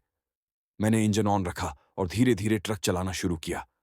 रहस्यमयी आवाज पीछे से आती रही, ठम ठम, मगर इस बार वह हॉरर नहीं लग रही थी, जैसे कोई मां अपनी तलवार दिखा रही हो। मेरी बेटी को मत छूना। बच्ची धीरे धीरे शांत होने लगी।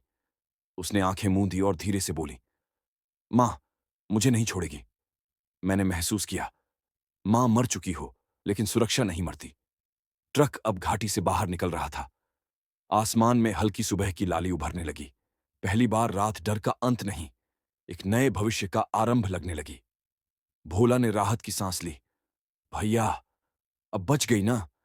मैंने बच्चे के सिर पर हाथ रखकर कहा, अभी बची नहीं, हम उसे पूरी तरह बचाएंगे।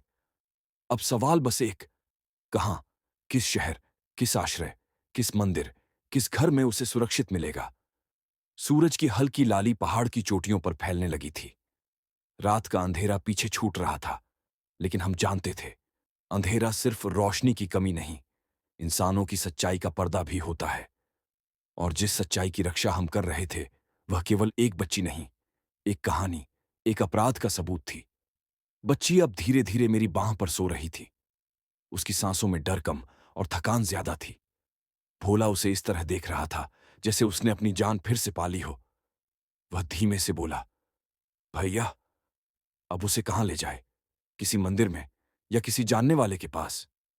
मैंने ट्रक की गति कम करते हुए कहा, न मंदिर न कोई रिश्ता। ऐसे मामले में सही जगह है जहां कानून बोलता हो, लेकिन सीधा पुलिस स्टेशन नहीं। पहले सुरक्षा। उसे ऐसी जगह ले जाना होगा जहां पुलिस भी बिना सोचे सवाल न पूछ सके। भोला उलझ गया। कौन सी जगह होती है ऐसी? मैंने बताया, एनजीओ, बाल सुरक्षा केंद्र। जहां बच्चे को सरकारी संरक्षण मिलता है, वहां पुलिस उसे छू भी नहीं सकती बिना कोर्ट के आदेश के। लेकिन सवाल एक और था, कौन सा शहर, कहां का एनजीओ? इस इलाके में तो कोई नहीं। भोला ने उलझकर पूछा, सबसे पास कहां मिलेगा भैया? मैंने सड़क के बोर्ड पर नजर डालकर कहा, जमशेदपुर। वहां एक महिला सुरक्षा केंद्र है। वहां तक पहुंचेंगे तो बच्ची बच जाएगी। उसके पीछे पड़े लोग कुछ नहीं कर पाएंगे। भोला की आंखों में उम्मीद चमकी। फिर चलो भैया, जल्दी। मैंने ट्रक की रफ्तार बढ़ाई। सुबह होने लगी और खतरा बदलने लगा। घाटी का रास्ता अब खुला, सड़क चौड़ी और साफ थी। इंजन सहज चल रहा था। लेकिन तभी मुझे कुछ अजीब लगा। ट्रक के पीछे बैठी बच्ची आधी नींद में अपने दुपट्टे के कोने से सीट पहुंच रही थी, ऐसे जैसे कोई जूनियर लड़की फर्श साफ कर रही हो। मैंने धीरे से पूछा, ये क्या कर रही हो? उसकी धीमी आवाज आई, मां कहती थी, जहां सो उसे साफ करके छोड़ो, राह साफ करो, कोई पीछा नहीं करेगा। उसकी बात सुनकर मेरे रोंगटे खड़े हो गए। वह बच्ची अपने दर्द से परे अपनी मां की शिक्षा निभा रही थी। भोला रो पड़ा। ये बच्ची डर से नहीं, आदत से छुपती है। हां, ये डर की नहीं, जीवन की आदत थी। लेकिन घाटी ने हमें छोड़ा नहीं था। कुछ दूरी पर पहुंचे ही थे कि पीछे से एक पिकअप वैन तेज रफ्तार में आने लगी। धूल उड़ती हुई, खड़खड़ाती हॉर्न और उसके बोनट पर 3 आदमी बैठे हुए, वही जो स्कूल और गांव में चिल्ला रहे थे। भोला चिल्लाया, भैया, वो लोग पीछा कर रहे हैं। मैंने जल्दी ट्रक को गियर बदला और स्पीड बढ़ाई। सड़क पहाड़ी से उतरकर अब हाईवे में बदल रही थी। मैंने ट्रक पूरी ताकत से भगाया। पिकअप वैन और तेजी से पास आने लगी। उसमें बैठे आदमी चिल्ला रहे थे, ट्रक रोको, उसे हमारे हवाले करो, वो गांव की है। भोला गुस्से में दांत पीसकर बोला, गांव की नहीं, इंसान की है, उसकी बेटी है। उन्होंने हथियार निकाले, धनुष जैसी चीजें, जलते हुए तीर। पहाड़ों में बंदूक नहीं, ये लोग पुराने तरीके के कातिल थे। मैंने ट्रक एक झटके में मोड़ा। वे चिल्लाए। अचानक पिकअप के ड्राइवर की सीट पर किसी की परछाई दिखी, लाल रंग की लपट सी। भोला दहल गया, भैया, लाल चूड़ी वाली। नहीं, न वह भूत, न उसकी आत्मा, उसकी आखिरी चेतावनी। एक भ्रम, एक दृश्य, ताकि हम समझ जाएं, लड़ो या भागो नहीं, सही रास्ते पर टिके रहो। पिकअप ड्राइवर घबराया और उसने अचानक ब्रेक मारा। वैन फिसलकर सड़क से नीचे गिरी, पर किसी मौत की आवाज नहीं आई। जंगल के झाड़ियों में फंस गई, जैसे किसी ने हमारी रक्षा कर दी। भोला ने सीने पर हाथ रखकर कहा, भैया, ये हमें बचा रही है। मैंने ट्रक सीधा किया। वो मां है, मां मर सकती है, पर सुरक्षा नहीं मरती। हम आगे बढ़े। घाटी खत्म, जंगल खत्म और सड़क पूरी तरह पक्की हो गई। बच्ची शांत थी, ट्रक शांत था। अब खतरा इंसानों से था, पहाड़ों से नहीं। अब सिर्फ जमशेदपुर की दूरी बची थी और कहानी अब न्याय की तरफ बढ़ रही थी। घाटी की काली परछाइयां पीछे छूट चुकी थीं। सूरज पूरी तरह निकल चुका था। रास्ता अब चौड़ा, खुला और लोगों से भरा हुआ था। बसें, बाइक, हॉर्न, ट्रैफिक, चाय की दुकानों की बातें, सब कुछ सामान्य। पर हमारे ट्रक की केबिन में सामान्य शब्द की कोई परिभाषा अब नहीं बची थी। बच्ची मेरी तरफ टिककर सोई हुई थी। भोला उसे ढकने की कोशिश करता, लेकिन बच्ची जैसे हर आवाज से डरकर सिमट जाती। अभी भी हर कुछ मिनट में वह अर्ध नींद में कहती, मां, मुझे मत छोड़ना, और फिर चुप हो जाती। भोला की आंखें भर आती, पर वह उसकी पीठ सहलाता रहा। नहीं छोड़ेगी, अब नहीं। सड़क पर भीड़ बढ़ गई। हम शहर में प्रवेश कर रहे थे। जमशेदपुर, लोहे की फैक्ट्रियां, बड़े बड़े बोर्ड, दुकानों की कतारें। अब यह जंगल या पहाड़ नहीं था, यहां इंसानों की दुनिया थी। लेकिन इंसान ही तो सबसे बड़े राक्षस थे। मैंने सीधे शहर की भीड़ में ट्रक घुसाया, ताकि कोई पीछा कर भी राह भटके। भोला ने पूछा, भैया, एनजीओ कहां है? मैंने जीभ भींचकर कहा, नारी सुरक्षा केंद्र, टेल्को रोड के पास। वहां बाल संरक्षण अधिकारी मिलेंगे और हम सीधा FIR दर्ज नहीं करेंगे, पहले बच्ची की पहचान गुप्त कराएंगे। भोला चौंका। गुप्त क्यों? मैंने सख्त स्वर में कहा। अगर FIR होती है और नाम उजागर होता है, वो लोग बच्ची को ढूंढ लेंगे। न्याय के लिए पहले बचाना जरूरी है। अब भोला समझ चुका था, यह मामला सिर्फ भूत प्रेत का नहीं था, समाज के अपराध का था। NGO पहुंच गए। हम एक साधारण सी इमारत के सामने रुके। सफेद दीवारों पर नीला बोर्ड, महिला एवं बाल सुरक्षा केंद्र, जमशेदपुर। भीतर सुरक्षा गार्ड, बाहर 2 महिलाएं जरूरतमंदों के पेपर चेक कर रही थीं। मैंने बच्ची को गोद में उठाया और अंदर गया। रिसेप्शन पर बैठी महिला हमारे हाथ में डरी हुई बच्ची देखकर तुरंत सावधान हो गई। ये बच्ची कहाँ मिली? उसकी आवाज में सहानुभूति नहीं, पेशेवर चिंता थी। यही हमें चाहिए था, दया नहीं, कानूनी सुरक्षा। मैंने संक्षिप्त जवाब दिया, जंगल में आगजनी से भागी थी, मदद चाहिए। वह महिला तुरंत उठकर अंदर गई। कुछ ही मिनट में बाल संरक्षण अधिकारी, चाइल्ड वेलफेयर ऑफिसर हमारे सामने थे। एक गंभीर, सख्त व्यक्ति। उन्होंने बच्ची का चेहरा देखा और बिना कोई बेकार सवाल किए बोले, पहले मेडिकल और आप दोनों की लिखित गवाही चाहिए। बच्ची की पहचान अभी दर्ज नहीं होगी। पहले सुरक्षा, फिर कानूनी प्रक्रिया। उनकी सटीकता देखकर मेरा मन शांत हुआ। यहां बच्ची सुरक्षित होगी। लेकिन तभी पीछे से एक समस्या आई। पुलिस। 2 कांस्टेबल अंदर आते हुए बोले, किसी ट्रक ड्राइवर ने घायल पुलिसकर्मी को छोड़ दिया है, इसलिए हम जांच के लिए आए हैं। भोला घबरा गया। मैंने तुरंत जवाब दिया, घायल पुलिस वाला खुद कहकर रुका था, हमने किसी को नहीं छोड़ा और अभी हम बच्ची को बचाने पहुंचे हैं।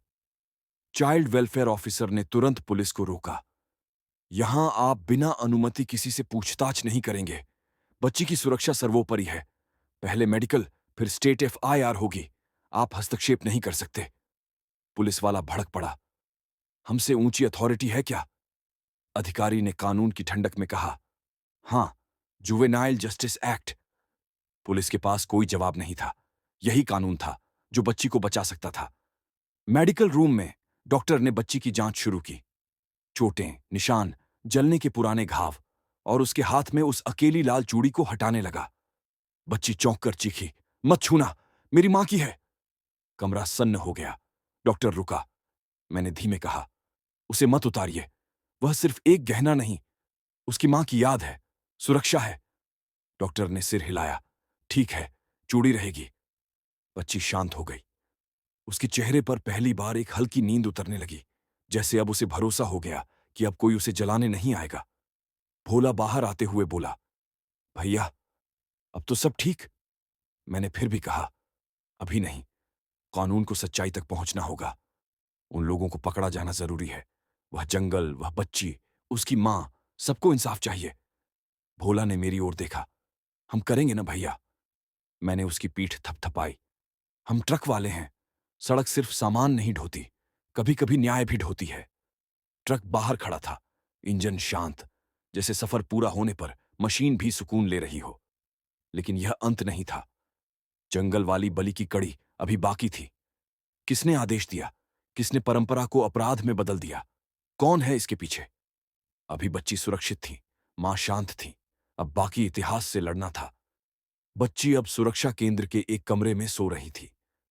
कमरे की खिड़की पर हल्की धूप पड़ रही थी और पहली बार उसका चेहरा शांत दिखाई दे रहा था। किसी मंदिर, किसी जंगल, किसी बलि के नाम नहीं, बस इंसानी सुरक्षा के नाम। मैं और भोला बाहर बेंच पर बैठे थे। हम ट्रक वाले थे, बट आज हम सिर्फ ड्राइवर नहीं थे, हम गवाह थे। और कुछ देर बाद हम साक्ष्य बनने वाले थे। चाइल्ड वेलफेयर ऑफिसर हमारे सामने आए। उनकी आवाज शांत थी, पर तेज धार जैसी। आप दोनों को बयान लिखवाना होगा, लेकिन ध्यान रहे, आप केवल जो देखा वही लिखेंगे, जो सुना या अंदाजा लगाया वो नहीं। समझे? मैंने सिर हिलाया। भोला भी। अधूरा सच भी गलत होता है, ये हम अब सीख चुके थे। अधिकारी ने पूछा, क्या बच्ची के हाथ की चूड़ी उतारी जा सकती है? उसके खून या निशान से डीएनए मिल सकता है, पहचान पक्की होगी। इस बार मैंने झिझक कर कहा, अभी मत उतारिए, जब तक वह खुद न चाहे। अधिकारी रुके और बोले, ठीक, उसकी मानसिक स्थिति पहले सुधरे, फिर कानून चलेगा। यानी कानून उसकी इज्जत से ऊपर नहीं। पहली बार न्याय शब्द भरोसे जैसा लगा। पुलिस जांच शुरू कुछ ही देर बाद वही घायल पुलिस वाला स्ट्रेचर पर लाया गया। उसे इलाज मिला और अब उसके बयान लिए जा रहे थे। उसने वही बताया जो उसने देखा, एक लाल चूड़ी वाली औरत जले घर से भागती हुई और कुछ लोग उसके पीछे। उसकी आंखों में डर था, पर झूठ नहीं। उसने कहा, जो लोग पीछा कर रहे थे वे कोई साधारण अपराधी नहीं, गांव के मुखियाओं का गिरोह है। मैं अंदर तक सिहर गया। अपराधी सिर्फ पहाड़ के छुपे लोग नहीं, पूरे गांव के ताकतवर लोग हैं। पुलिस अधिकारी ने कहा, जंगल में अवैध पूजा चलती थी, बलि दी जाती थी, तांत्रिक मारा गया और गांव के नेताओं ने उस परंपरा को पैसे और राजनीति में बदल दिया। जिस दिन वह औरत पकड़ी गई, बलि देनी थी, लेकिन वह बच निकली, इसलिए उसका घर जला दिया गया। भोला को सांस अटक गई। फिर उसकी बेटी, अधिकारी ने कागज पलटकर कहा, वह भी बलि में शामिल होने वाली थी, लेकिन मां ने उसे छिपा दिया और उसी के कारण मां को मार दिया गया। यानी उस मां ने अपनी जान बेटी के लिए दी। और जो हम डर समझ रहे थे, वह डर नहीं, लड़ाई थी। खतरा अभी भी जिंदा था, लेकिन इतना जानकर ही सुकून नहीं मिला। पुलिस अधिकारी ने सक्रिय होकर कहा, आप दोनों को अभी घर नहीं जाना चाहिए।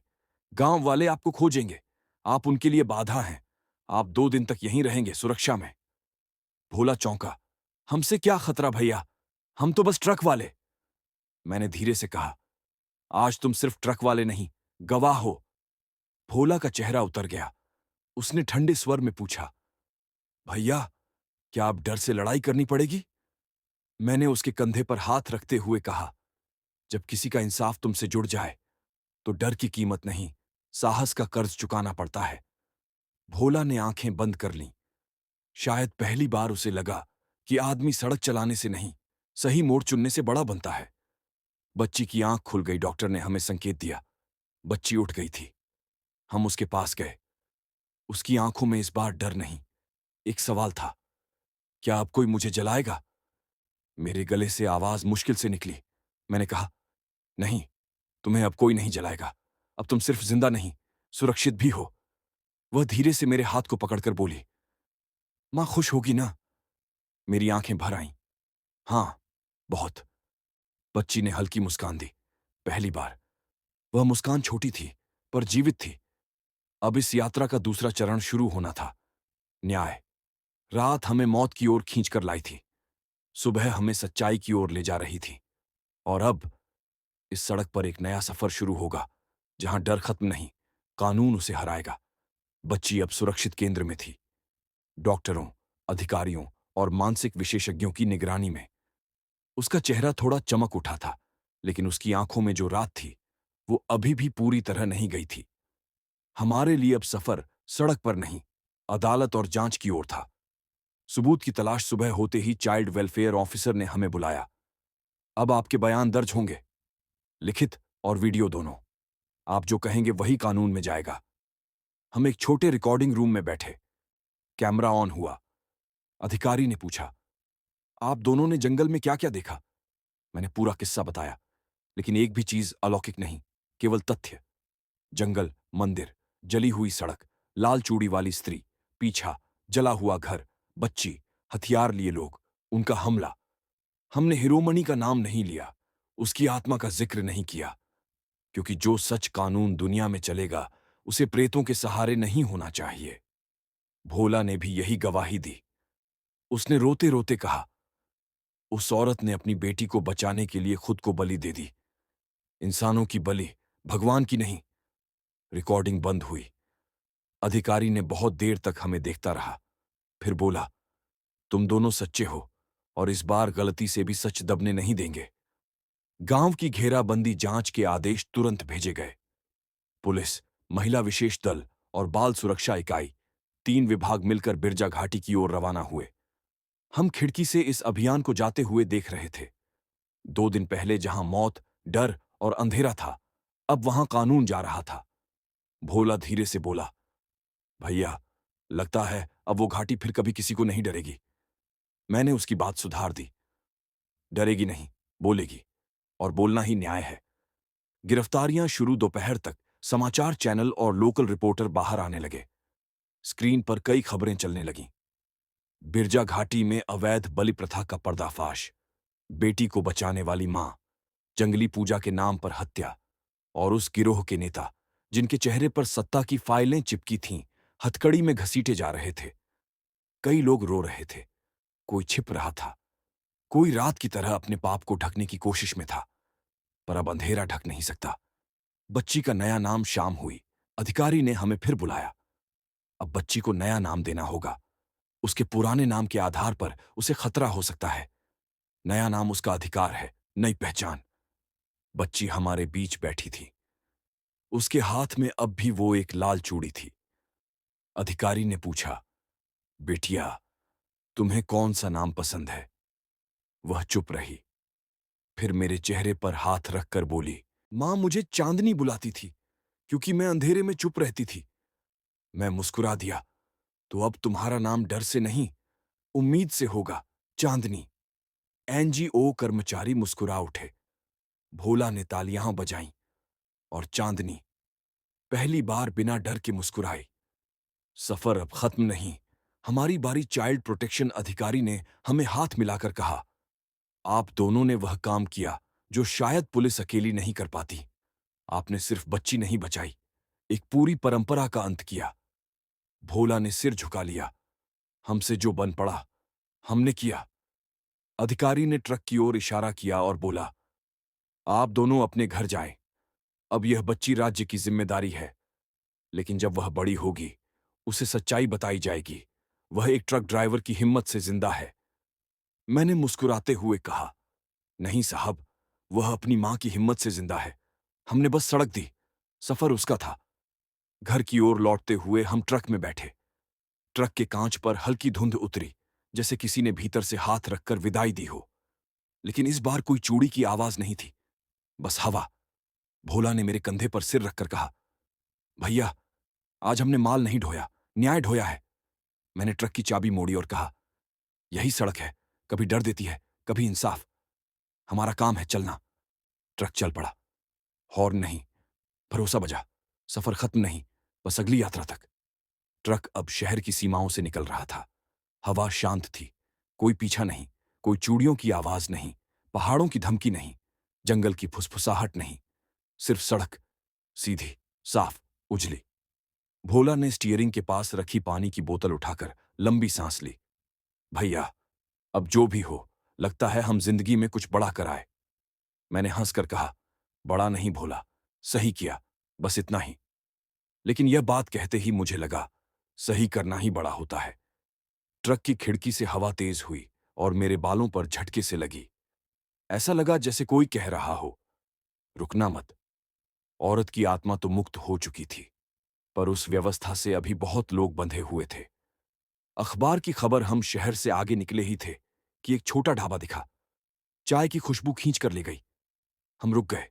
एक बूढ़ा अखबार पढ़ रहा था। शीर्षक चुभने जैसा था, बिरजा घाटी कांड, 12 लोग गिरफ्तार, 4 फरार। भोला हैरत में बोला, अरे, फरार? मतलब अभी भी 4 बचे हुए? मैंने अखबार में झांका। 4 चेहरों पर काली पट्टी, नाम नहीं लिखे थे। खबर में नीचे लिखा था, साजिश के मुखिया अभी गिरफ्त से बाहर। भोला की आंखों में फिर चिंता उठ गई। भैया, इसका मतलब ये कि वो हमारी तलाश भी कर सकते हैं। मैंने शांति से चाय का घूंट लिया। अगर डरकर छिप गए तो हां, लेकिन अगर सड़क पर चलते रहे तो नहीं। भोला समझ गया, सड़क चलने वालों को रोका नहीं जाता, बस डराने की कोशिश होती है। ट्रक वालों की दुनिया। चाय वाले ने हमें ट्रक से आते देखा और मुस्कुराकर बोला, साहब, आप लोग ट्रक वाले हो? पटना की तरफ सामान जा रहा है क्या? मैंने हंसकर कहा, हां भाई, दुनिया ढोते हैं, कभी सामान, कभी इंसानियत। चाय वाला हैरान सा देखता रह गया। भोला ने धीमे से कहा, भैया, सच में हम ट्रक वाले लोग भी कभी कभी दुनिया बदल सकते हैं। मैंने चाय की आखिरी चुस्की लेते हुए कहा, जब जब देखते हो कि कोई रास्ता गलत जा रहा है, ट्रक रोककर उसे सही करना ही पड़ता है, वरना आगे सब भटक जाते हैं। दूर कहीं, फिर से सड़क, फिर से सफर। चांदनी अब एनजीओ में सुरक्षित, हिरोमणि अब शांति में, घाटी की रात अब इतिहास में।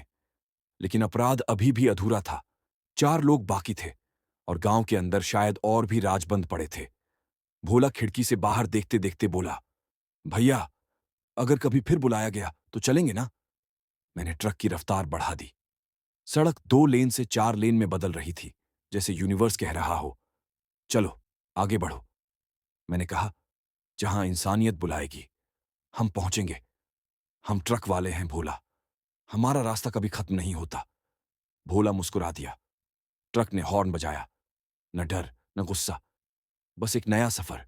और उसी रात, कहीं दूर, बिरजा घाटी में पकड़े गए अपराधियों में से एक थाने की दीवार पर सिर मार रहा था।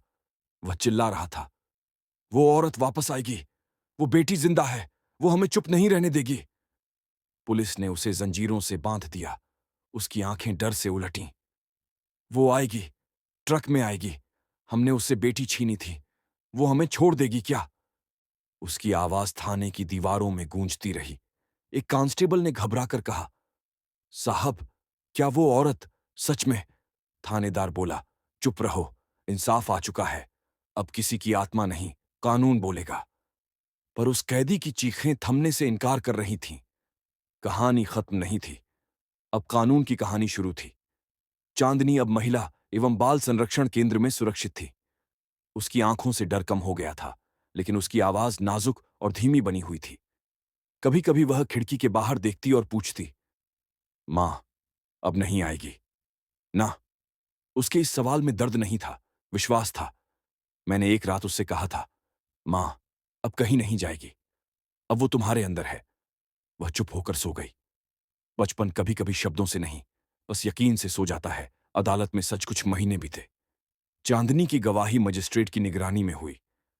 उसने कम बोला, लेकिन उसका हर शब्द साबित था। जला हुआ घर मिला, मां का अवशेष मिला, जली हुई चूड़ियों पर खून के अंश मिले, चांदनी के शरीर पर जुल्म के निशान मिले, जंगल के मंदिर की दीवारों में बलि के तांत्रिक चिन्ह मिले। हिरोमणि की डीएनए वही था जो बच्ची की मां का था। अदालत में कोई भूत नहीं बोला। कानून ने हर सच जिंदा साबित किया।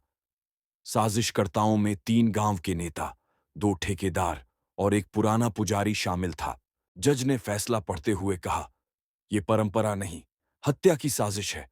भगवान के नाम पर इंसानियत को मारने वालों को आजीवन कारावास की सजा दी जाती है। आरोपी कानूनी तौर पर हार गए, चिल्लाए, पछताए, लेकिन डरते रहे उसी स्त्री से जिसे उन्होंने कमजोर समझा था। हिरोमणि अब सिर्फ याद नहीं, न्याय की गवाही थी। चांदनी की नई जिंदगी। एक दिन बाल संरक्षण अधिकारी ने मुझे फोन किया। चांदनी अब पुनर्वास कार्यक्रम में जाएगी, उसे शिक्षा, घर और पहचान मिलेगी, लेकिन वो आपको मिलना चाहती है। जब हम उससे मिले, उसने एक ड्राइंग दिखाई। ड्राइंग में था एक ट्रक, उसमें 2 आदमी और पीछे की सीट पर एक सफेद साड़ी लहराती हुई। भोला घबरा गया। अरे, फिर से? चांदनी मुस्कुराई और बोली, वो मेरी मां है, अब डराती नहीं, बस साथ चलती है। उसने मुझे एक लाल चूड़ी दी। मां कहती थी, जब रास्ता मुश्किल हो, डरना नहीं, साफ करना। मैं आंसू रोक नहीं पाया। यह चूड़ी अब किसी प्रेत का प्रतीक नहीं, एक विरासत थी हमारा। घर वापसी सफर, हम वापस अपने रास्तों पर लौट आए। ट्रक फिर वहीं, सड़क वहीं, पर हम बदल चुके थे। अब हर सफर में सिर्फ डीजल नहीं, एक कहानी बहती थी। भोला चाय पीते हुए कहता, भैया, अब डर नहीं लगता। रास्ता चाहे कितना भी अंधेरा हो, लगता है कोई कहीं ना कहीं जगा हुआ है और न्याय उसका इंतजार कर रहा है। बस कोई उसे स्टीयरिंग पकड़ा दे। मैं मुस्कुरा देता, हम ट्रक वाले हैं भोला, हम रास्ता नहीं बदलते, रास्तों को बदलते हैं। ट्रक का हॉर्न बजता, सीधा, गहरा और आत्मविश्वास से भरा। फोन, समापन और एक आखिरी दृश्य रात। कहीं एक पहाड़ी मोड़ पर ट्रक गुजर रहा था। हवा शांत, चांदनी बाहर झांक रही थी। चांद जैसा नहीं, उम्मीद जैसी। एक पल को ट्रक के पीछे शीशे पर हल्की सफेद धुंध उतरी। जैसे किसी माँ ने अपने बच्चे को देखा हो। फिर सब साफ हो गया। अब कोई डर नहीं, बस एक आशीर्वाद। एक सड़कों पर चलने वालों के लिए यात्रा जारी है।